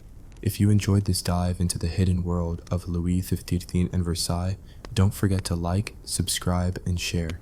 Because history isn't boring, it's seductive, dangerous, and all too human. Today we're diving into one of the most scandalous royal lives ever recorded. This isn't fiction. This is the true story of a king who ruled with one hand on his scepter, and the other writing down the secrets of his 500 lovers. Hidden passages, midnight rendezvous, coded letters, and a diary so explosive it had to be buried for over a century. Welcome to the world of King Christian VII of Denmark, and the erotic empire he built in plain sight. He was born into a palace where reality was fragile and masks were everything. Christian VII entered the world on January 29, 1749, a golden-haired prince destined for Denmark's throne. But even at birth there were whispers. His mother, Louise of Great Britain, died when he was just 3, and his father, King Frederick V, was an alcoholic who ruled from a fog of wine and mistresses. The boy grew up in echoing chambers of marble, always watched but never held, never soothed. Tutors described him as bright but strangely distant, sometimes laughing at shadows, other times staring through people as if they weren't there at all. His guardians tried to train him like a proper Enlightenment prince. He was taught Latin, philosophy, fencing, theology, but his moods were unpredictable. One day he would recite Virgil from memory. The next he would run through the halls shrieking nonsense and pulling down tapestries. Modern historians suspect schizophrenia, or perhaps bipolar disorder. But at the time, his mind was simply called melancholy and wild. By age 15, he was king. Frederick V died suddenly in 1766, and the crown passed to the pale, twitching teenager who had no real concept of duty, power, or consequence. The court whispered that Denmark now had a mad boy on the throne, and they weren't wrong. Christian turned the royal palace into a playground of extremes. He would ride horses down marble staircases, hold mock executions in the gardens, or spend hours pacing his room whispering to himself. But above all, he was obsessed with the human body. He ordered erotic books from France. He had servants read him salacious stories at night. He demanded his personal valet bring in prostitutes, not just for pleasure, but for study. He wanted to learn the mechanics of seduction, the mathematics of lust, and as the fantasies grew darker, so did his need to record them. He began a diary. No one knows the exact date the first entry was written. It began innocently enough. Reflections on court life, observations about his ministers, musings on art. But slowly it turned. He began to document his nighttime encounters with painful precision, descriptions of women's perfume, of secret meetings in stables, of noble ladies who came to him not for duty, but for desire. Each woman was numbered, each act rated. Some were given aliases: the Red Serpent, Madame C, the Widow in Blue.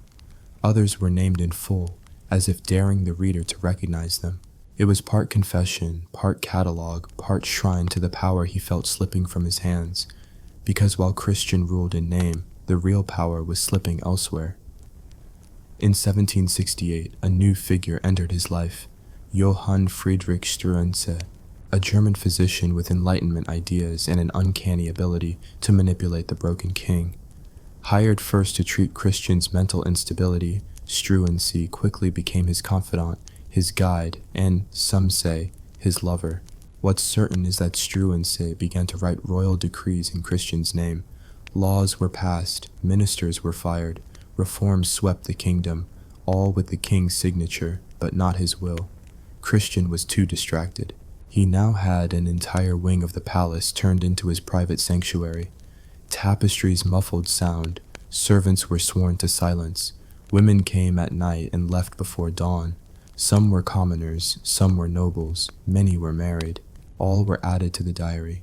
Christian kept pages bound in leather, hidden behind a panel in his chambers, protected by a puzzle lock only he knew how to open. But then came Caroline. She was his queen, at least in name. Caroline Matilda of Great Britain, just 15 when she was married off to Christian. She was his cousin, a pawn in a political game between England and Denmark. At first she hoped for a normal life. But what she found was a man-child who rarely spoke to her, who laughed during ceremonies, and who refused to even consummate the marriage until months later, under pressure from the court. Their union produced one child, a son, Frederick, but rumors swirled that the father wasn't Christian at all. And the rumors had teeth, because while Christian kept diaries of his 500 women, Caroline had her own secret. She was falling in love with Struensee. It was a dangerous triangle. Christian, increasingly unstable and withdrawn, began to see betrayal everywhere. His diary entries turned darker, laced with paranoia. He accused his courtiers of plotting against him, of spying, of poisoning his wine. He began to stage elaborate tests of loyalty, commanding ministers to repeat confessions, watching to see who blinked. But the most damning entries were those he wrote about Struensee and Caroline. He began to suspect. He had them followed. He wrote in one entry, "The doctor's hand lingered on her arm. It is clear now. They think me blind, but I see through silk." Another, "If I am cuckolded, let it be known. I will not go quietly." The tension at court boiled under a frozen smile. Publicly, Christian played the fool. He danced at masquerades, wearing masks of satyrs. He laughed during sermons. But privately, he sharpened his fury. The diary records a terrifying shift. Christian began ordering punishments. A servant whipped for looking the queen in the eyes. A chambermaid dismissed for laughing in the wrong corridor. A dog, Caroline's dog, found strangled in the garden. Then came the night of fire. One winter night in 1771, a fire broke out in the palace kitchens. Most saw it as an accident, but Christian saw it as a sign. He scrawled furiously in the margins of his diary, "They are purging me with smoke. They want the king gone. The fire eats what I know." It's likely this was the moment he began planning revenge. But the problem was, he no longer had the power. Struensee had become too bold. With Caroline by his side, he ruled Denmark as a de facto regent. He abolished censorship, instituted smallpox vaccinations, reformed the legal code, even reduced the power of the nobility. The people loved him. The Enlightenment thinkers of Europe cheered him. But the nobility seethed, and the queen's bedroom was no longer a secret. It all came crashing down with one letter. A maid, loyal to the conservative factions, intercepted a note between Caroline and Struensee. It was erotic, personal, and damning. The letter was brought to the Dowager Queen, Christian's stepmother, who hated both Struensee and Caroline. She began to move quietly, gathering allies. And Christian? He wrote in his diary, "The walls have eyes. The bed has thorns. Let them bleed."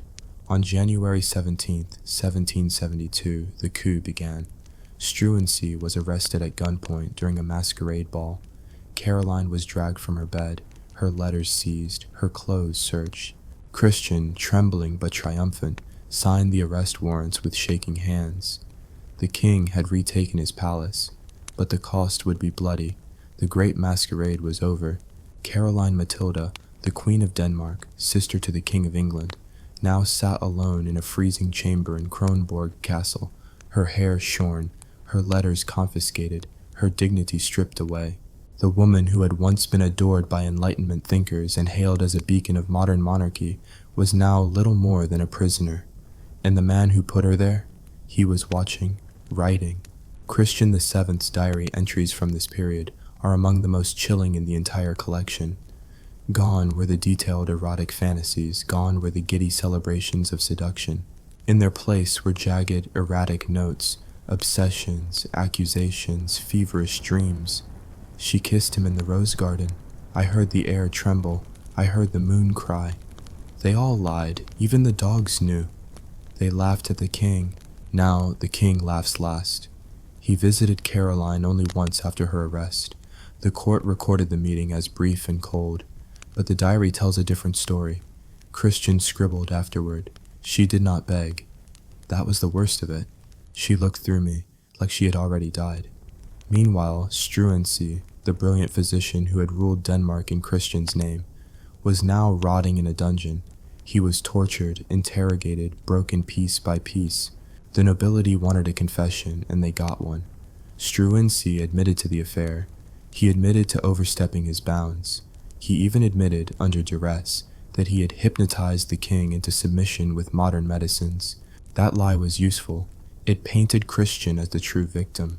Struensee was sentenced to death.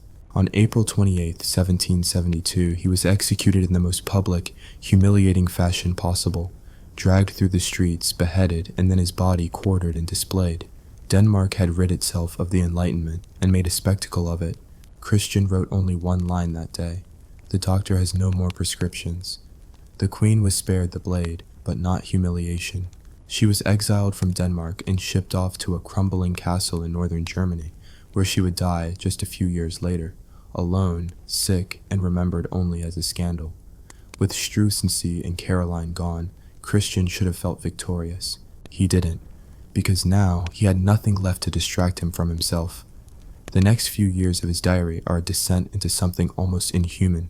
The entries become frantic, written in multiple languages, Danish, German, French, sometimes even Latin.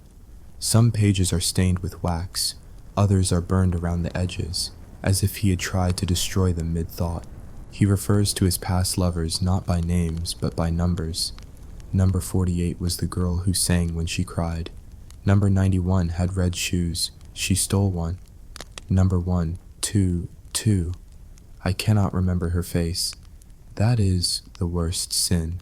He wrote obsessively about the body, not just sex anymore, but aging, decay, mortality. He studied anatomy, invited doctors to dissect animals in front of him, and even requested sketches of diseased organs from prisoners. One courtier recalled finding the king in his chambers, staring at a rotting fish for hours, muttering about the soul. He was slipping, but the palace had learned to adapt. Behind the velvet curtains and gold chandeliers, a new regime quietly took control. The Dowager Queen Juliana Maria, Christian's hated stepmother, placed her son, Prince Frederick, into a position of de facto power. Ministers ignored the king's orders. Letters in his name were ghostwritten. Denmark became a monarchy in form, but a puppet theater in practice. Christian became a living myth. He would appear at official ceremonies, heavily guarded and carefully dressed, often drugged. He waved to crowds without seeing them. He gave speeches he hadn't written. Sometimes he'd stop mid-sentence and start humming a lullaby from childhood. But when he returned to his rooms, he wrote. The diary was now thousands of pages thick, leather volumes piled high in secret compartments. There were entire books devoted to certain mistresses, especially one woman known only as the Golden Swan. We still don't know her real name, but from the diary, we learned she was a courtesan brought from Paris in 1773. Young, multilingual, rumored to have worked in Versailles, Christian became obsessed. He wrote that she smelled like summer and lies.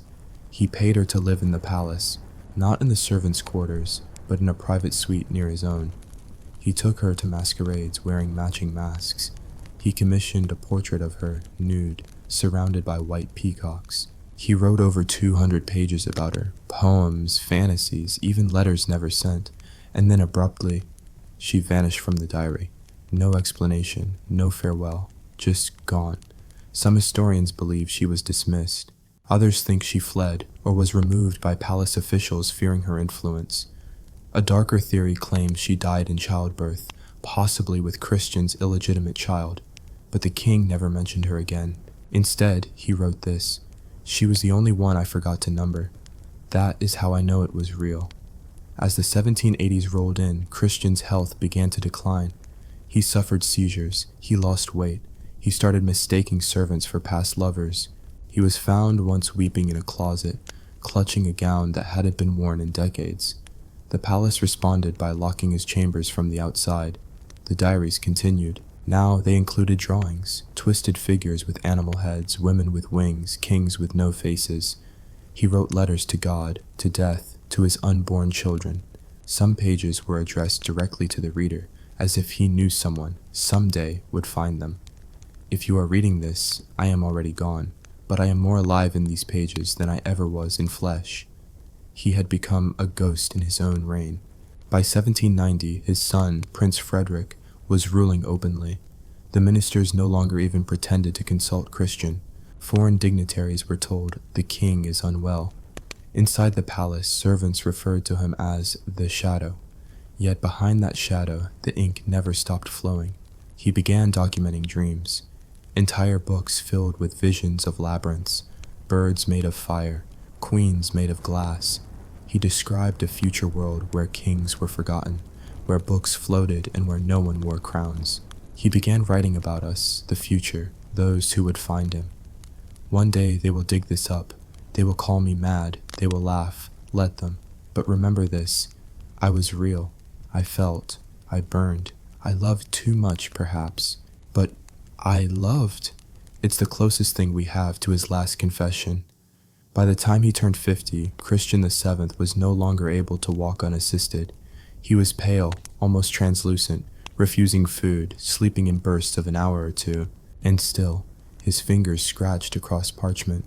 It was said that even on the day before he died, he asked for his quill. February 1808.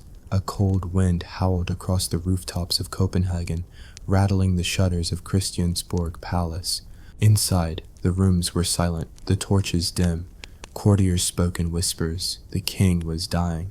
Christian VII, once a golden-haired prince, once a laughing child playing in Versailles gardens, once a lover of 500 women and a secret keeper of 1,000 sins, was lying motionless in his bed.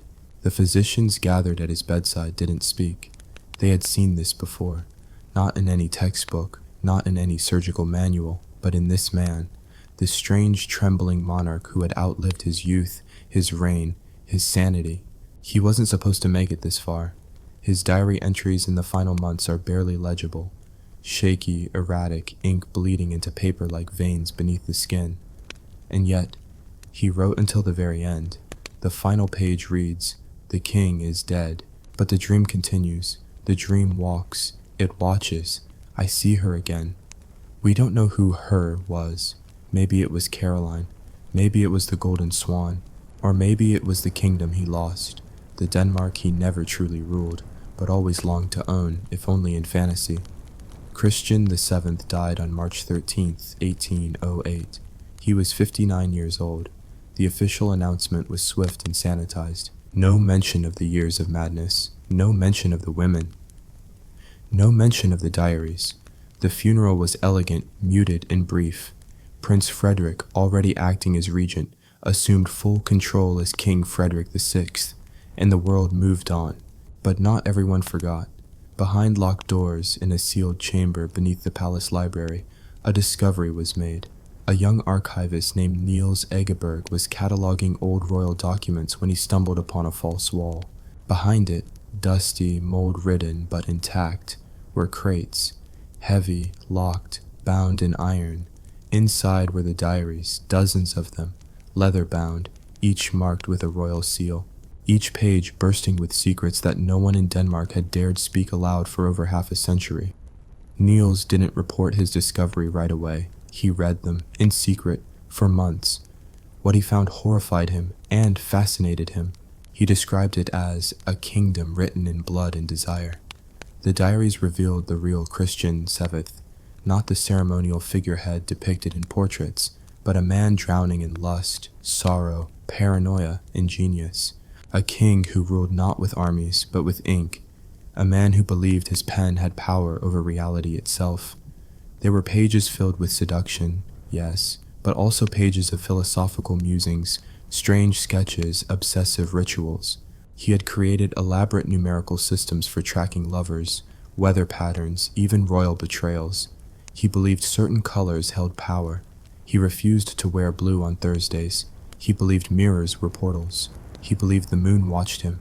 One page simply repeated the phrase, "Do not trust the left eye." But most haunting of all were the letters never sent.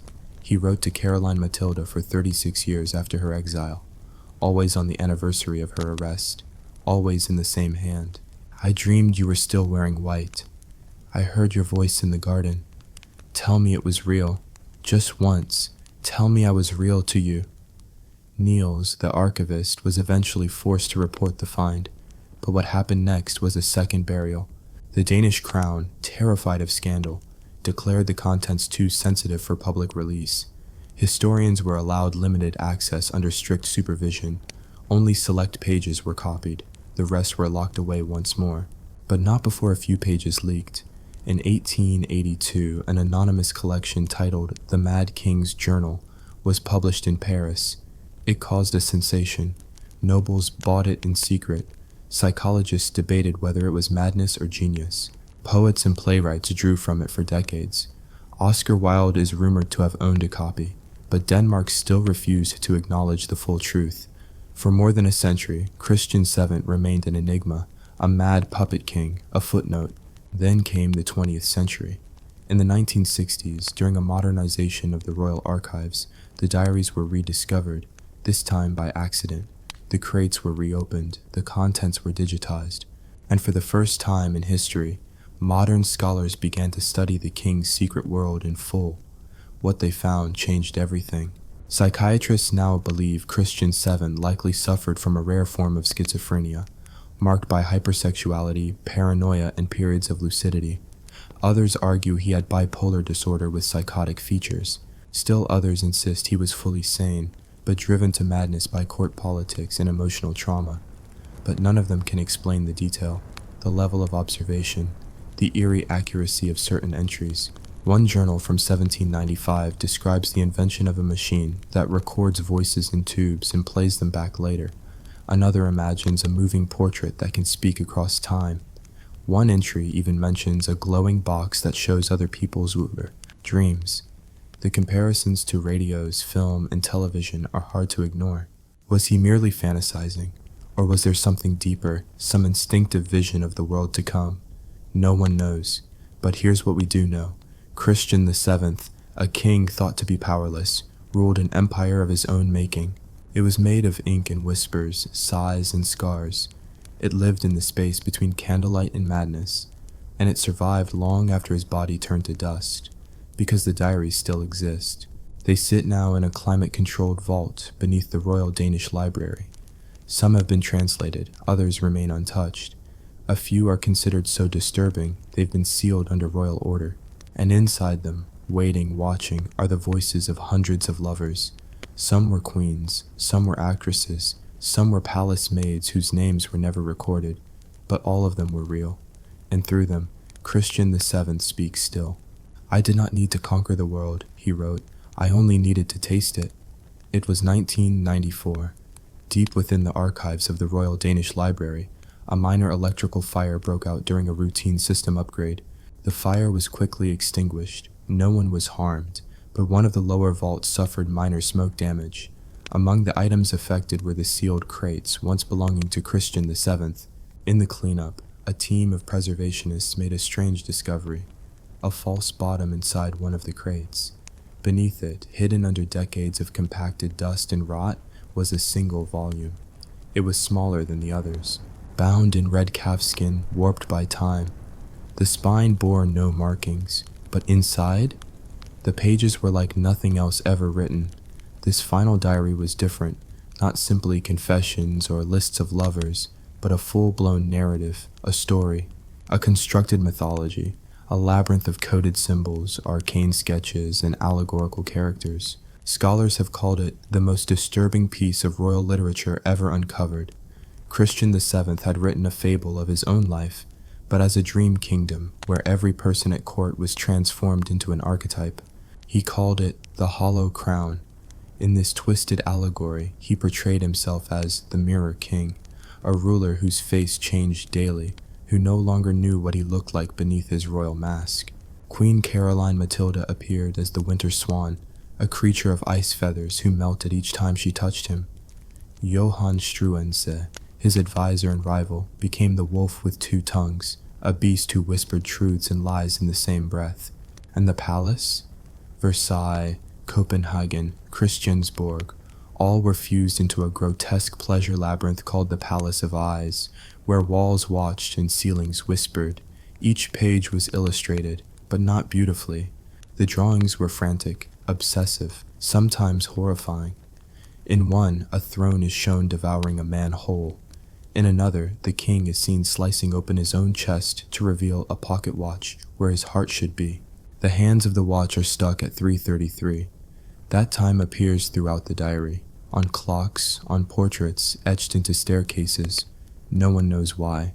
In the margins, scattered between the drawings, are cryptic phrases. They touch me with golden gloves. She opened the door and I fell inside myself.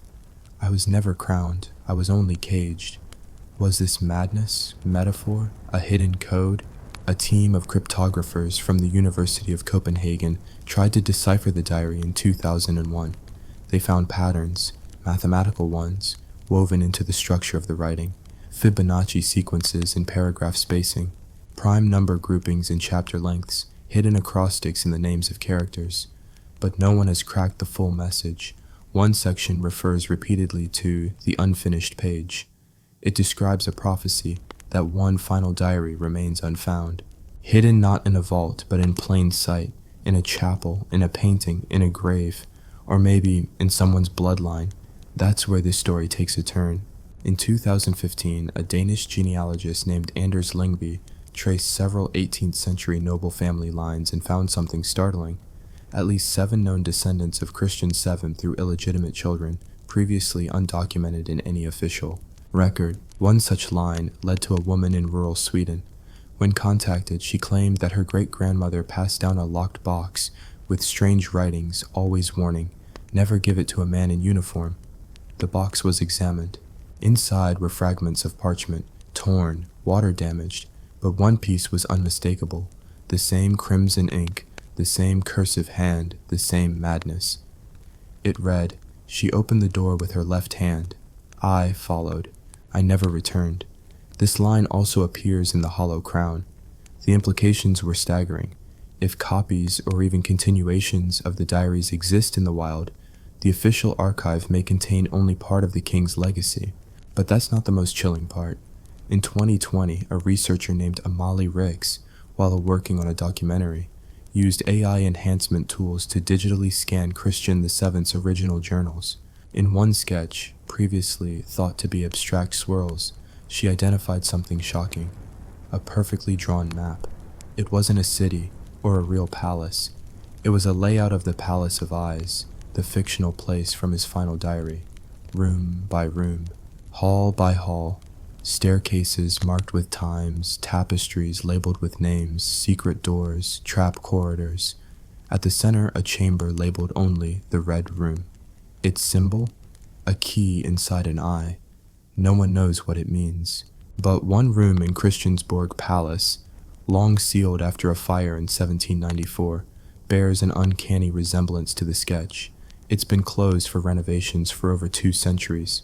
The royal family has refused all requests to open it, yet rumors persist, that whispers are heard behind the stone, that lights flicker there when no one is inside, that someone, perhaps the king himself, never left? What if the Palace of Eyes wasn't a fantasy? What if it was a cipher? A real structure hidden inside the architecture of the royal court? Some believe Christian VII embedded secrets not just in ink, but in stone, that he rewrote the palace itself, mapping his mind onto walls, ceilings, floor plans, a maze built not for escape, but for eternal return, a place where all 500 lovers still walk in circles, where Caroline still waits by the frozen fountain, where the Mirror King still stares at his reflection and asks, "Which face did you love?" So what do we make of it all?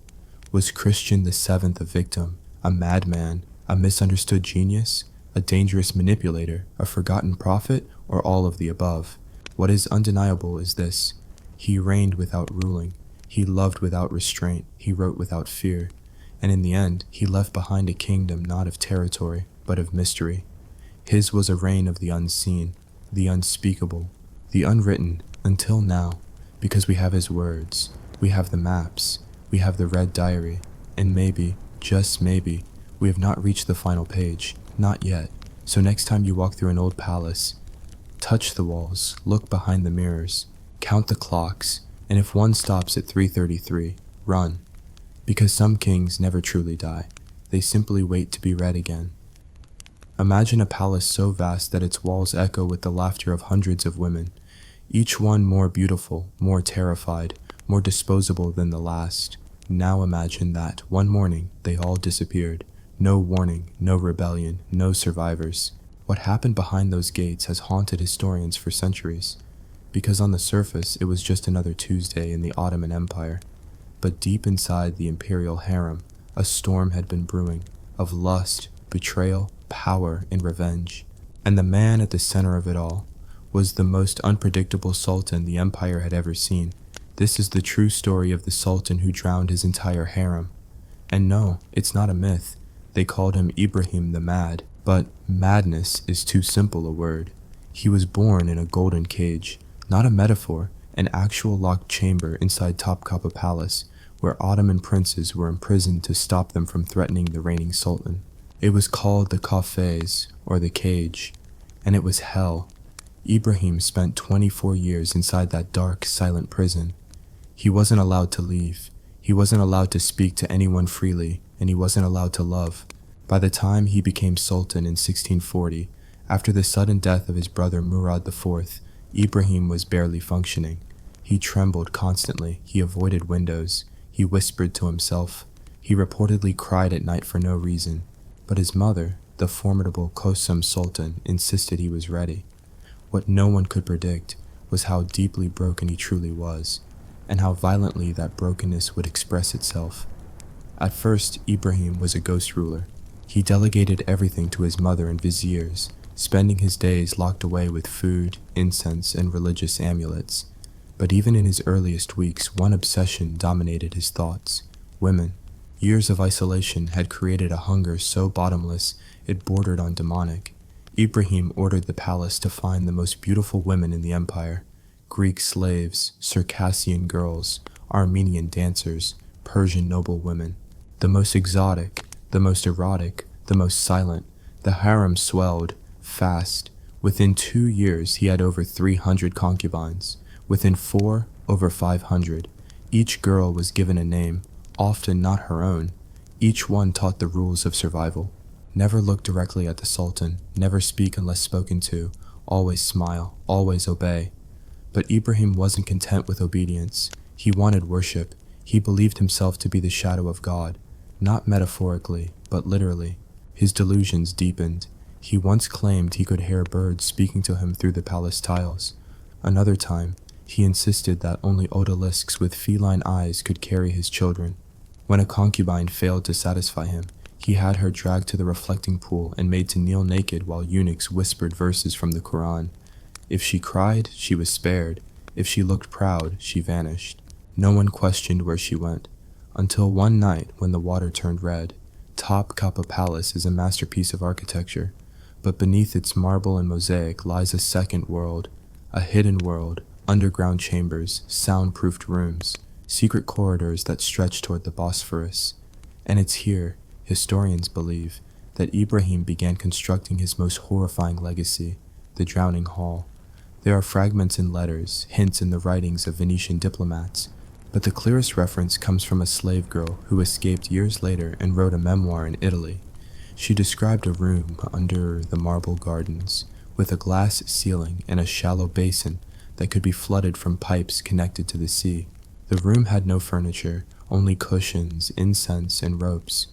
The girls called it the mirror tomb, because once you went in, you never came out. Why would a ruler destroy his own pleasure palace? To understand that, we must go back to the single woman who lit the fire in his soul. Her name was Shivakar Sultan. She was unlike the others. Plump, bold, and sharp-tongued, she caught Ibrahim's attention when the palace presented him with a woman of rare meat. That was their phrase. Not elegant, but accurate. Shivakar was not the typical harem beauty, but she knew how to play the game. She laughed when others bowed. She teased when others trembled. She made the Sultan feel like a man, strong, desired, adored. Within weeks, she was his favorite. Within months, she was his obsession. He gave her diamonds. He let her ride horses in the palace garden. He kissed her feet in front of his mother.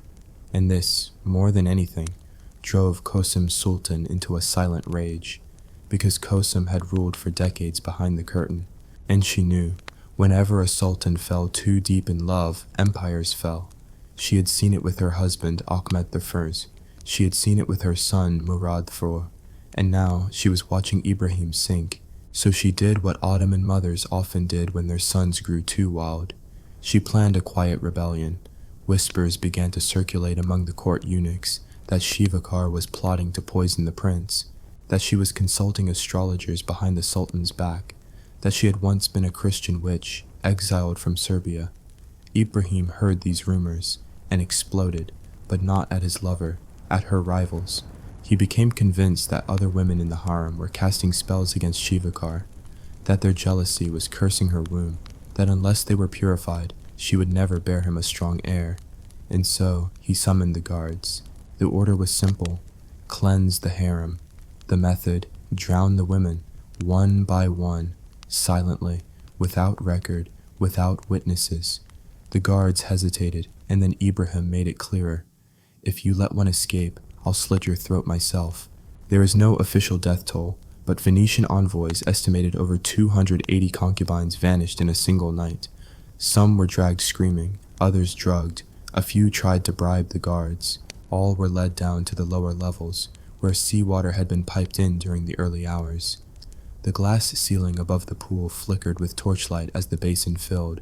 One eunuch wrote years later. Their voices echoed. Some sang hymns. Some called for their mothers. I closed my ears and recited prayers. The water rose, and one by one the women were pushed under, not in rage, not in haste, but methodically, like cleansing stains from a garment. Shivakar watched from a balcony, sipping wine. She was crowned Khadan Effendi, chief consort, the next morning, and Topkapi Palace was silent, but no secret stays buried forever, not even underwater. By the time Ibrahim's madness reached this climax, Europe was already watching.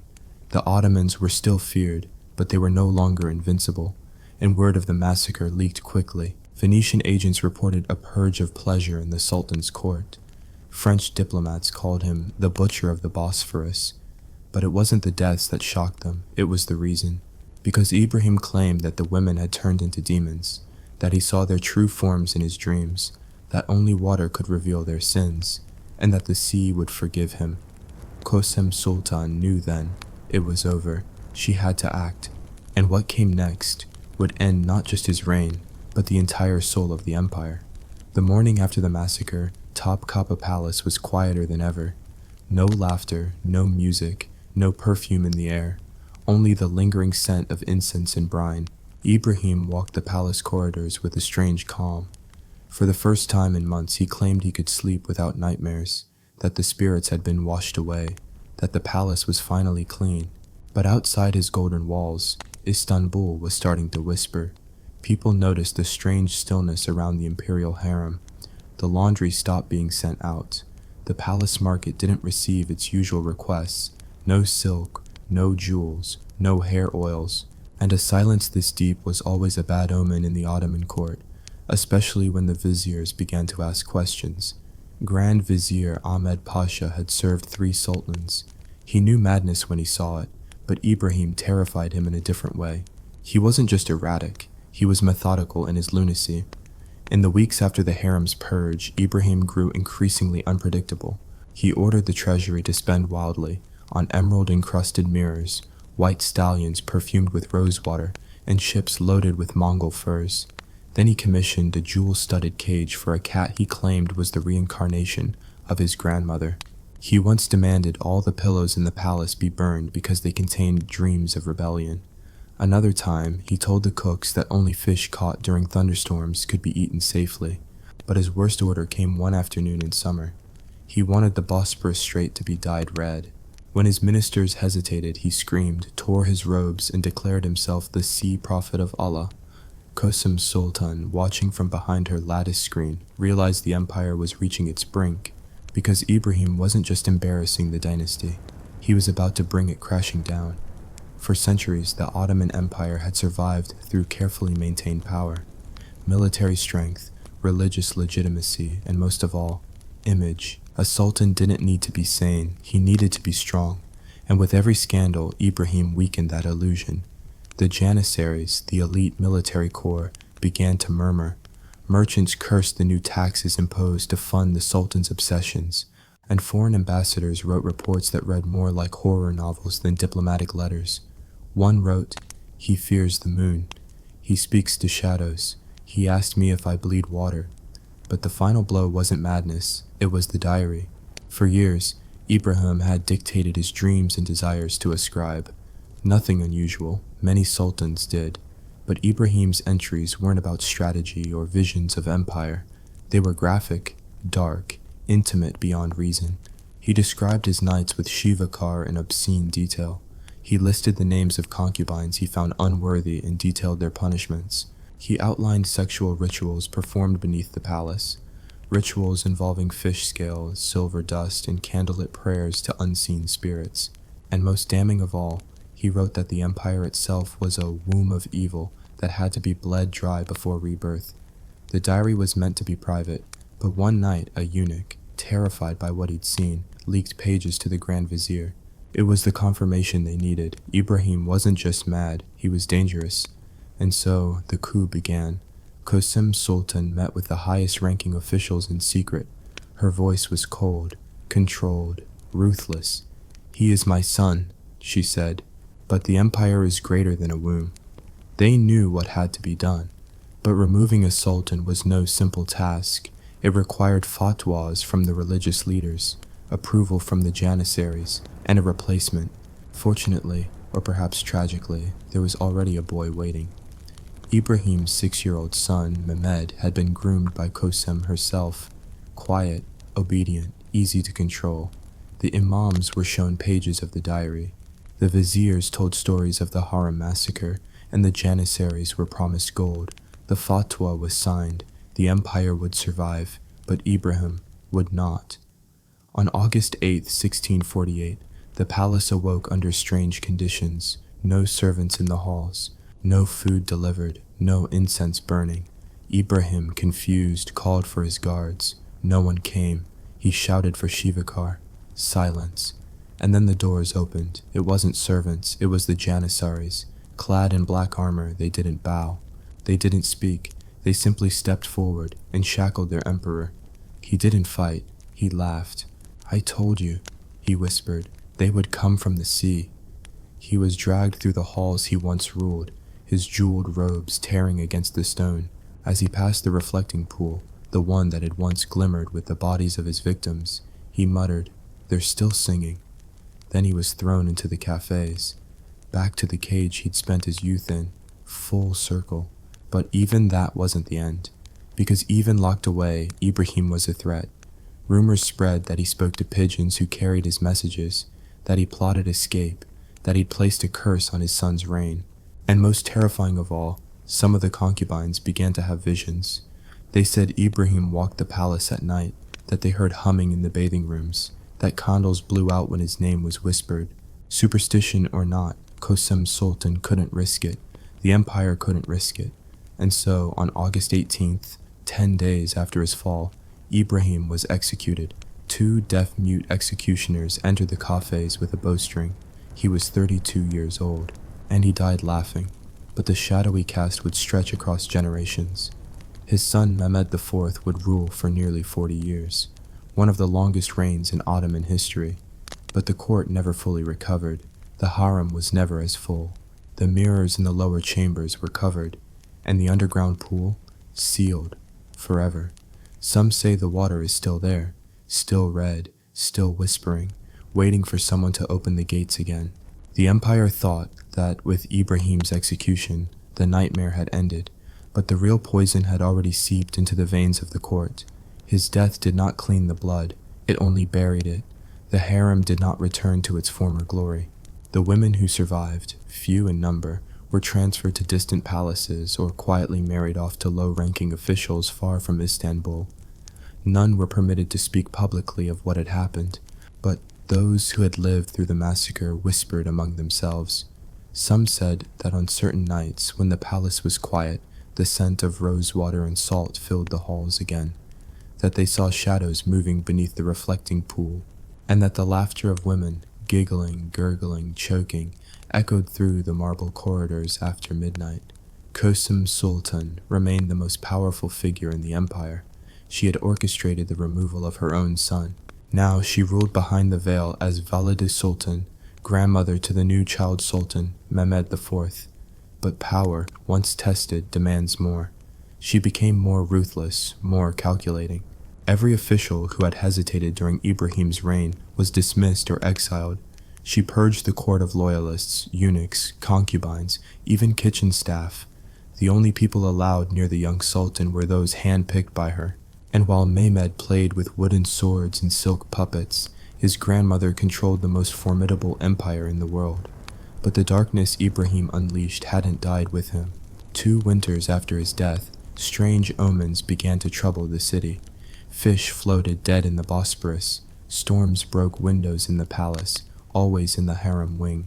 The mosque nearest to Topkapi burned to the ground after lightning struck its minaret.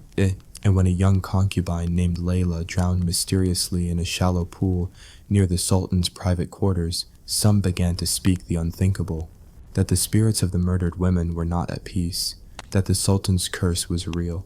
Kosum dismissed such talk as foolishness, but in her private quarters she began lighting candles every evening, 50 of them, one for each drowned woman, even if she never admitted it aloud. She also ordered Ibrahim's diary burned, but when the Grand Vizier opened the chest where it had been kept, it was empty. Only 1 page remained. I do not fear death. I fear that death will remember me. Outside the palace, rebellion simmered. The economy had not recovered from Ibrahim's wild spending. The janissaries, once again paid late, began to grow restless. Religious leaders warned that the empire was straying too far from the path of Islam. And foreign powers, Venice, Poland, the Safavids, sensed weakness. The image of the Sultanate, so carefully cultivated, was crumbling. Whispers began to circulate, that Kosum Sultan had gone too far, that Mehmed IV was too young to rule, that the empire was being run by the ghost of a madman in the hand of a murderer. By the time Mehmed IV reached adolescence, the balance of power began to shift again. A new player emerged, Turhan Sultan, his mother. Young, ambitious, and sharper than anyone realized. Turhan had been a concubine once, a powerless girl in the shadow of Kosum. But now, as the boy Sultan's mother, she had an opening. She began gathering allies, janissary commanders, court scribes, priests. She moved carefully, always in the background, but her goal was clear: remove Kosum and take control of the empire herself. The palace turned into a cold war. Spies were everywhere. Teacups were checked for poison. Letters were intercepted. Every glance could mean betrayal. And while Mehmed IV learned to sign documents with imperial flourish, 2 of the most dangerous women in Ottoman history were preparing for the final move. The breaking point came in 1651. A mysterious fire broke out in one of the lower kitchens, spreading rapidly through the eastern wing. Some believed it was an accident. Others were certain it was arson. The blaze destroyed a section of the palace records, including pages related to Ibrahim's reign. It also gave Turhan Sultan an opportunity. With chaos in the halls, she launched her plan. She summoned the Janissaries who owed her loyalty. She ordered the palace sealed, and as smoke still curled through the ruins of the kitchen, Kosem Sultan was dragged from her chambers. She fought. Even in her 70s, the former queen regent screamed, kicked, and cursed. Some say she invoked the names of every sultan she had ever ruled behind. Others say she cursed her own bloodline. She was strangled with the curtain strings from her own bed. Her body was buried in haste. No funeral procession, no prayers. And as the dust settled, Turhan Sultan became the new Valid Sultan. But the empire had already changed. Ibrahim's ghost lingered, not in form, but in consequence. The harem, once the hidden jewel of the palace, became feared. Its corridors were silenced, its doors reinforced. The reflecting pool was drained and replaced with a prayer room. And every young sultan after Mehmed IV was warned, trust no one, not your viziers, not your mothers, not even yourself. In time, the tale of the drowned harem became a legend, told in hushed voices, retold by eunuchs who had served too long, and scribbled in the margins of banned books. But it was never officially recorded, because some truths are too shameful to canonize, too dangerous to admit, and too powerful to erase. The empire did not collapse after Ibrahim, but it never truly recovered either. What had once been a seemingly invincible power, feared across continents, began to decay from within, slowly, imperceptibly, and fatally, like rot beneath polished wood. Sultan Mehmed IV would grow into a ruler obsessed with the hunt. He became known as Mehmed the Hunter, a sultan more at ease tracking deer through the forests of Edirne than navigating the court's politics. But it wasn't escapism, it was survival. Because in the aftermath of Ibrahim's reign, the palace itself had become a battlefield of ghosts, ambition, and fear. Mehmed trusted no one. How could he? He had watched his great-grandmother strangled in the halls of his own home. He had heard whispers of what his grandfather had done to the women of the harem. He had seen eunuchs flinch at his presence. His crown was not a symbol of divine right. It was a target. And so the harem became a prison once more. No music echoed from its chambers. The laughter of women, once the rhythm of Topkapi, was replaced by silence. New concubines were brought in, of course. That tradition never truly died, but something fundamental had shifted. The women no longer competed for love or proximity to the sultan. They competed for survival. There are records, buried in the imperial archives rarely read, of young concubines deliberately injuring themselves to avoid being called to the sultan's chamber, of girls who refused to speak for fear their voice might charm the wrong man, of midwives who lied about pregnancies to prevent future dynastic threats. The harem, once the domain of power brokers like Kosem and Harem, had become a haunted labyrinth, a place where too much beauty could be fatal, where desire itself had become a curse. The long-term consequences of Ibrahim's rule were not confined to palace walls. The Janissaries, once the backbone of Ottoman military supremacy, became increasingly unstable. They had seen too much, been paid too little, held too much power. They overthrew sultans at will. One after another, rulers came and went, not by divine will, but by palace coups and mutinies. Trust in the institution of the sultanate eroded. The empire, once unified under a single will, began to fracture. The provinces grew bolder, the viziers more autonomous, and foreign enemies more opportunistic. But the real tragedy was this: the Ottomans did not fall because of external forces. They fell because of internal collapse. Because when the center of the world becomes diseased, the edges begin to decay.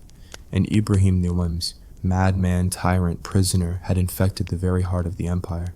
In time, Ibrahim was erased from official portraits. His reign was reduced to footnotes. Children were not taught his name. The diary that once held the secrets of a shattered soul was never recovered. Some believe it was hidden, buried in a crypt deep beneath the palace, where no one would dare look. Others believe it was burned, or perhaps it burned itself, too cursed to survive. But Istanbul never forgot. Not really. Tour guides in Topkapi Palace still glance toward the old reflecting pool, now filled with flowers. Some whisper about the nights when the air suddenly smells of jasmine and seawater. Others claim that if you pass through the harem alone, especially at twilight, You can hear soft voices behind the walls, whispers in languages no longer spoken, giggles that turn into gasps, and water dripping from stone where no fountain runs. Historians still debate how much of it is true. Did Ibrahim really drown all 280 women? Were they pushed, or led, or locked in and forgotten? Did he do it alone? Or was he merely the blade wielded by other hands? The empire will never tell you, because the Ottoman archives, though vast, are selective. The most damning truths, the ones soaked in blood and madness, are not written in ink. They're written in silence. But the story remains, not because it was recorded, because it cannot be forgotten. It's in the architecture, the rituals, the paranoia that haunted sultans for generations. It's in the very structure of Topkapi, where windows were built too small for escape and doors too thick for screams to pass through. And it's in the way power, once absolute, was always on the brink of implosion. So the next time someone tells you history is a dry record of battles and treaties, tell them about the sultan who drowned his entire harem. Tell them about the laughter that turned into bubbles beneath the water. Tell them about the diary, the velvet noose, the rose-scented death, because sometimes the most horrifying truths in history are the ones nobody dares to explain.